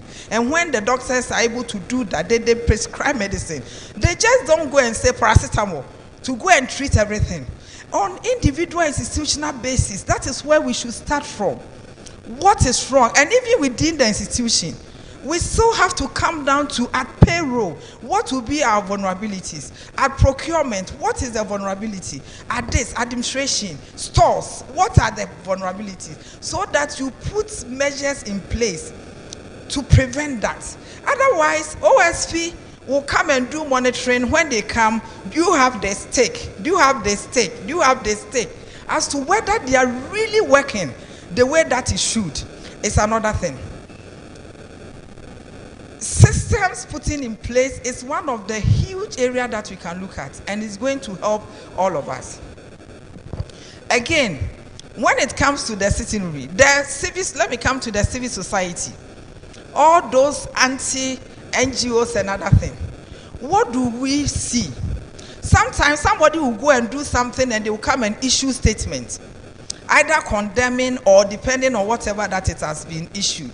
So how are they supporting the various institutions to ensure that corruption or corruption-related issues are brought to the barest minimum? We are all waiting for February, where the Transparency International will come out and launch 2024 Corruption Perception Index. Either Ghana will move up or will move down. We'll take 1 week to discuss that. And the media, it will take media attention. Give it, maybe if it happens on Monday up to Friday, the following week we'll not talk about it again. And they will be waiting for the following year. The point is, we don't even know how they assess. Of course, it is perception. But what are the things, what are the recommendations for us to know? I had a conference in Rwanda, and then they came to give presentation to us about how they come out with those things. And I was amazed to hear that while some people will be assessed on 4 different areas, other people will be assessed on 7 different areas. So it's like comparing tomatoes and onions. So at the end of the day, can we, on our own, identify the way to assess whether we are fighting the corruption or we are not fighting the corruption? On individual, I will give you the presentation, so let me just talk about it. On individual institutional basis, how do you assess whether you are fighting corruption? Or have you even identified whether corruption is a risk factor in your organization? And if it is, what have you done? So that at the end of the day, you can say that for this area, this is what we wanted to do. And because we put this in place, we've been able to achieve that. If you did not, what are the things that you can do to improve upon whatever measure that you put in place? But we are all waiting. We want to fight corruption. Everybody, in fact, all of us, we are not happy, especially what Same and Dr. Ban said. It's very scary. But what is it? How have we fared? The institution, today I picked something from their website. They have advertised somebody that they are looking for. if we really want OSP to work, we need to help them. If you know the person, how many of us will even try to see, look at the pictures very well, whether that person is somebody that you've seen before, you know who that person is, so that you can inform them and then for them to take action on that. Corruption is for OSP. It is not for me, so I don't really care. What about you as administrators? What are the things that we do that will help in the fight against corruption? When it comes to your work, I've gone to a place where the person was on phone and he said he was on break. He said 12:30 to 1:30, I'm on break. And he was, hey, sir. He was just, and I had to wait. I was just observing. I waited. The person was on phone talking, making call, chatting, till after 1 hour. And then he came and said, I said, okay, this is what I'm looking for. Oh, the person is even on leave. He didn't come to work today. Sammy, is it corruption? Because the other corruption that he said something that is outside the pure. So if you didn't even listen to me, but I waited for 1 hour. Just a minute.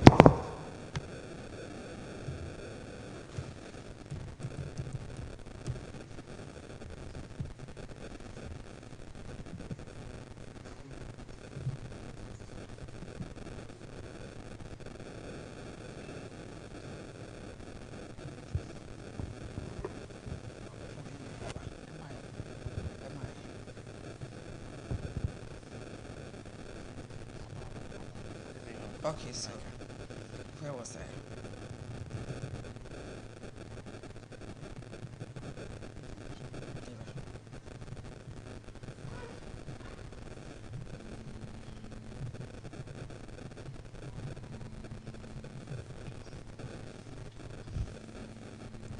So I've mentioned the Economic and Organized Crime Office, Office of the Special Prosecutor,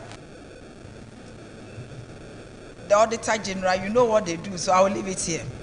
The Internal Audit Agency, you know what they do. So, but the point is, let me talk a bit about Internal Audit Agency or internal auditors in institutions. Just yesterday, somebody came, not to complain to me because there's nothing I can do about it, but just to come and lament how he's been like rendered redundant because he did some auditing and issued some reports, and because of that, for the past 1 year, he's been pushing from here to here. He doesn't have an office. He doesn't do anything. He's written to Internal Audit Director General, Internal Audit Agency, and the Internal Audit Agency Director General is working on it. He's been asked that the person should be posted.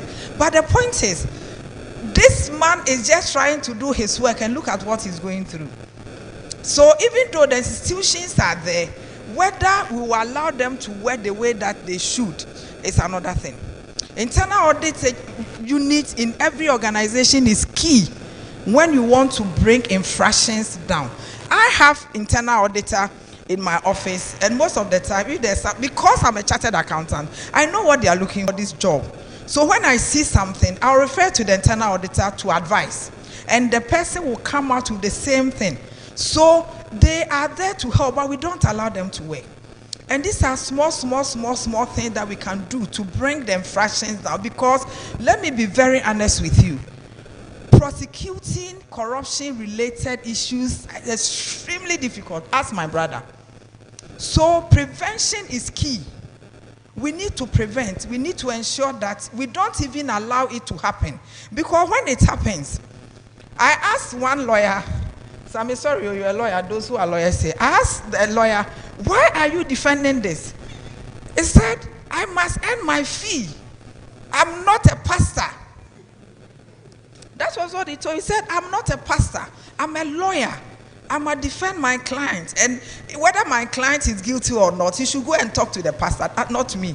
So the point is that when it comes to prosecution, the lawyers, you have the defense counsel, they are coming out, looking at some of the technical loopholes in the system and adjournment. Today is So it is extremely difficult. How do we ensure that we don't go through that? Then the judiciary is another institution that can help us fight corruption. Let me leave it here. I don't want to get the headline for tomorrow. What about, I don't know whether you know of Financial Intelligence Center, FIC. One of the things that FIC is supposed to do is to monitor PEPs, politically exposed person. The financial institutions are supposed to file reports about politically exposed persons reports. So for instance, I'm a PEP from where I sit. If I deposit any unusual amount in my account, they should file a report, and Financial Intelligence Center is supposed to refer for investigation. Where did you get this $20,000 that you are putting in your account? Then when they investigate, it will trigger whether it is from unlawful activity or whatever it is, and that is how we do that. They have the report, but look at whether we are able to investigate all those things. Where are they? Where are we getting the money from? That is another area. Then the Ghana Police Service, they don't have restriction. When it comes to criminal thing, they have a broader mandate. They can investigate any case, unlike us. For instance, we were taken to court because somebody thought we didn't have a mandate to investigate a particular case because it was outside our mandate. It wasn't like we didn't have evidence because we were thrown out. The Supreme Court said you don't have. Go and Google Malek versus Economic and Organized Crime Office. Because of that, the case we cannot investigate. That is the system. So now when you come, I will look at Malek. We have the tools, we have the system, we have the expertise to investigate. But any case that is referred to us, I'll go and look at the judgment in Malek, whether I have a mandate to investigate or I don't have mandate. So what do we do about it? Now let's come to the citizens. One thing about the citizen is that they are not actually reporting what they are supposed to report, but they are also a burden on public officers. I don't know whether you also have it. Somebody will tell you, hey, Yoko boss, I'm telling you, there's so much demand on you, there's so much expectation on you. They've forgotten that you are a public servant and you earn salary. But everybody, they are coming in their numbers. Your uncle, sister, friend, daughter. Everybody wants money from you. How do you manage that? And we are all citizens. So if we say, how have we fared? Don't you think we are also contributory factors to the whole issue? You have a cousin who had decided to have 9 children. And the person thinks 3 of them should be your responsibility. Multifaceted thing. When my time. So, when you look at 1992 Constitution, it enjoins every citizen to be part of the solution in fighting corruption. Now, I saw this on OSP's website. Maybe you haven't seen it. Look at it. Look at the faith. They've given the description. What are the persons in connection with an ongoing investigation into corruption and corruption-related offenses, including but not limited to corruption, bribery, and abuse of public office for profit. So if you know this person, please, and they have provided information whom you can talk to, share on your various platforms. There's also another one, and that is the role of the citizen to help state institutions to fight corruption. And the laws. Recently in 2020, they amended Act 29, and I think Sami spoke about it, and it is making corruption now a second-degree felony. So a second-degree felony means you can go to prison for 25 years. And Sami, yes, this is from KJTR law, so pardon me if I don't get it right. Then the Whistleblowers Act is also another one, and it's founded on premise that all citizens can and must expose all corrupt practices in society to promote development. Ask yourself, when was the last time or the first time you saw something and you said something? Because you think it is not your duty, but it is our duty and our responsibility to look at all those things. So when you look at other civil society, the Ghana Anti-Coalition, they were very instrumental in coming out of the Whistleblowers Act. So that is the role that they also played, and it has also helped. Then NACAP, National Anti-Corruption Action Plan. So NACAP 1 has ended, we are going to NACAP 2. That is strategies and other things that we put together to fight corruption. So on the international front, OSP, SHRAG, and YOCO are all members of the Commonwealth Anti-Corruption Agency. This year, Ghana hosted the conference here.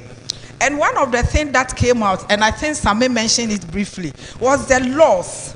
And Sierra Leone has a law where on their own, the anti-corruption institution can ask you where you got money to buy this.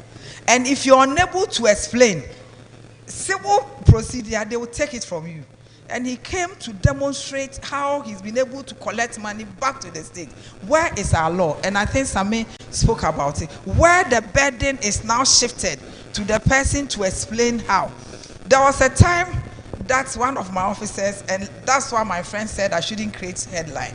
My officer was on radio explaining certain things. And somebody asked, why is it that you don't go out asking these Sakawa boys who have monies and other things? And my officer said, because we don't have any law backing us. I don't know how it was taken. Then the next one, Yoko going after celebrities all over, and my pictures circulating. People were calling me, why are you going after? I said, So I requested for the audio, the 1 hour interview, and I realized he never said that. So sometimes you go for a program, you say something, and instead of looking at it, the object, the import of the whole thing, they take something out of context, and that is the one that will be trending. I hope the media people will not let me trend. So that is also another thing. As for the laws, I tell you, we have them. We have the laws. It is implementation. So we have the Revenue Administration Amendment Act 2020, Fiscal Responsibility Act, State Interest and Governance Authority Act, Anti-Money Laundering Act, Corporate Restructuring and Insolvency Act, Companies Act, Narcotics Control Commission Act. All those things are geared towards fighting corruption. So it's not like the state itself is not interested in fighting, but coming out with laws, setting up institutions in itself will not fight corruption, but you and me. We have to play our part in fighting corruption wherever we find ourselves. In our homes, in our churches, in our small institutions, everywhere that we go, we need to make sure that we fight the corruption. So, how have we fared? How have we fared? Maybe somebody will say we haven't done much, because Dr. Van is saying that 43 and 0 are all failed. So it doesn't matter whether you got 43 or we got 0, we have all failed. Because how do we measure our effectiveness apart from corruption perception index? If you ask me what measures I have put in place in my organization, I can tell you. Let me give you a typical example. For instance, we were doing manual case management. So you have an investigator who has a docket, and the person writes everything. We decided to digitalize. So while the person is writing, it is also digitalized. I can see whatever that he's doing. So if you come and tell me that we have frozen these accounts and we need to open, because I'm monitoring every day as you are working, even in Kumasi, what they are doing, I can see on my desk. What in our interrogation, we are not supposed to go there with your mobile phone, because I can monitor from my office. I just open it. Sometimes when I'm less busy, I will just go around and check what they are doing, and I can listen to the interrogation too. Sitting in my office, sometimes working. So I saw that somebody was using mobile phone. So I called the head to go and check. How did I know that? Assuming we didn't have that system. So there are a lot of things. And we said, up to one vehicle to go and deliver letter at Public Service Commission and coming back. Then another one, go and deliver letter at GRA, then you come back. Go and we'll not go with vehicle, we'll go with motorbike. So we gather and deliver at 10, then we come back and do it at. And I can tell you, it reduces our fuel consumption so much. What are you doing to prevent some of this thing? We said, people, it's not like I'm stingy, but we were using so much resources to buy water for our guests. And those who come to our office are either lawyers, complainants, or suspects. So we said, if you ask anybody to report at 10 o'clock, don't let the person wait for 2 minutes so that the person will not feel thirsty and drink our water. So it is there. If you come here and you haven't been called for 15 minutes, call this number. Sometimes I use the CCTV to check the reception and there's nobody sitting there.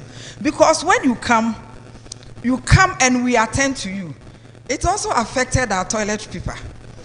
Because people will not, I'm being very honest, people will not wait for them to feel like going to the washroom. Because we attend to you when we finish, we don't have any business with you, and you have to leave. And it is the same way, if you identify any challenge, why don't you identify the solution? And at the end of the day, if you're able to tell that this is my small institution, by putting these measures in place, I've been able to save so much without waiting for Transparency International coming to tell us. But if all the institutions are doing the same thing, then we can see that things are being done. I learned that, I think Auditor General was saying infractions has come down. And I think the minister also said that. Maybe now we are seeing infractions coming down. It means we are doing something good. But we need to, like our teachers will say, Prof, more room for improvement. Maybe whatever that we are doing, we need to do some of these things. So when you do that, it says integrity, transparency, and the fight against corruption have to be part of the culture. They have to be taught as fundamental values. Coming up, our children, when we are bringing them up, they eat and they put the bowl there because the house help will clean up. And we don't see anything wrong with it. We want to build, Doc said it, we want to build for our children, our grandchildren, so that they don't have to suffer. So we've moved from the need to the wants and to greed. If we decide that we will limit the way that we want to grab everything, and we remember something that is very helpful, and when you think about it, that when you die, how many buildings can you go with? I don't know whether there's anybody who has gone with any building. So somebody died and people were putting money in the casket. Another person went, collected all the money and issued a check. That's out of this 20,000 that they are putting in there. Let me give you a check so that when you get there, you can go and take it. So I've spoken about corruption perception index, the whistleblowers protection and reporting mechanism. But the media is also another area where either they exaggerate or they underreport. So you hear that corruption is going on, this person is corrupt, but when you ask them for evidence, the lawyers will tell you corruption is a criminal offense.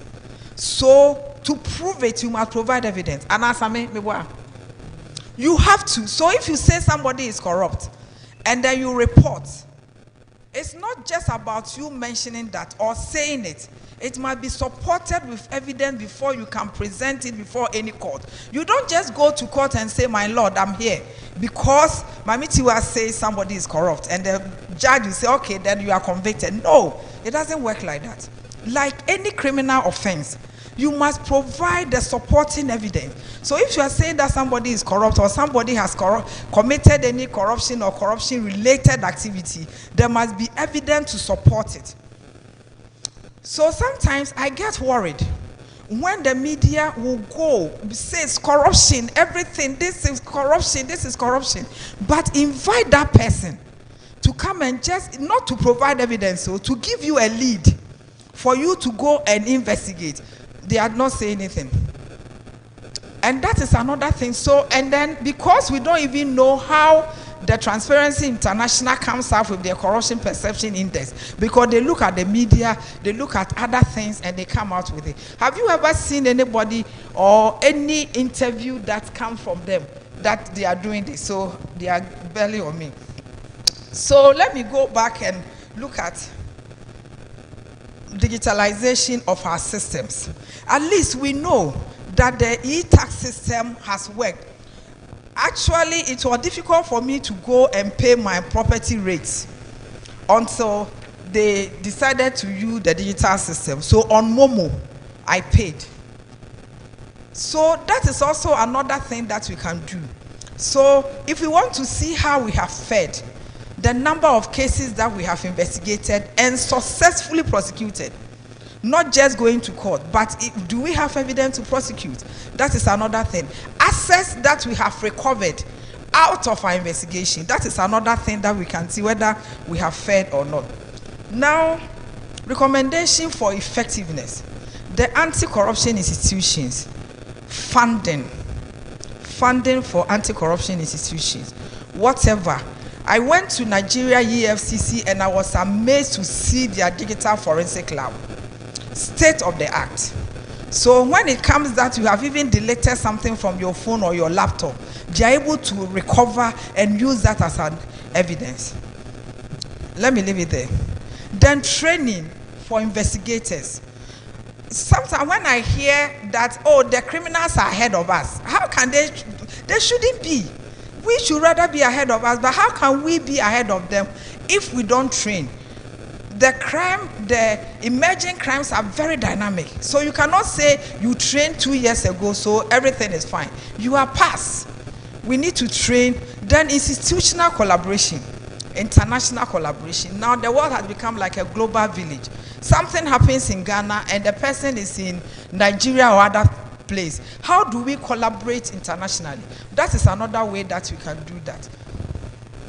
And all those things. Another thing is that we need to build trust in the whistleblower system. There are some people who think by giving you the information, they don't even know what might happen to them. Either their life will be at risk or something. So we need to ensure that the whistleblowers are protected. And also a fund. Provide fund for whistleblowers, because some people will give information and the next time is that they've been dismissed from the institution. How do we protect them? That is another thing. The nationwide awareness campaign, my brother said it. We need to let people be aware of the effects.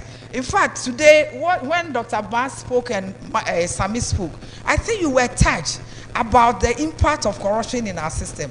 Assuming we can go to all secondary schools and say the same thing to them, what will be the impact? So that when they are growing up, they will grow getting understanding that corruption is bad for us and we must do something about it. I wouldn't say anti-corruption institutions and the state institutions have done badly. They have done something, but there's still room for improvement. We need to up our game. Whatever that we need to do, let's do it. And I will talk about institutional basis. Don't think it is the top that should fight corruption. All of us, at our level, we can still do something about it. And when we're able to do that, what is the way forward? All of us. We must be, our hands must be on deck. There must be rules, compliance era, where we even set our own internal control system. We don't follow them. Standards. What are the standards? What is it? And before you put standard, you need to have a benchmark. What are you trying to achieve? Review. When you set up the standards or internal control, you need to review to ensure that they are working. Procedures, audits, guidelines. That is what the way forward that will help us to do that. And this is where I end because I know you are hungry. Thank you very much.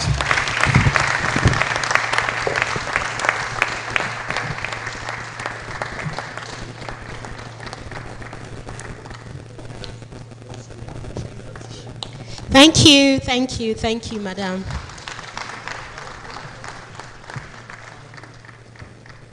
It's been a very insightful morning for all of us, for us here present and our onliners. We are very grateful to have such resource persons share their expertise with us. And to you here, we say a very big thank you for your time and attention. Right about now, it's time for lunch break, and so we want to have our lunch. Please be seated comfortably, you'll be served here. After lunch, a very in-depth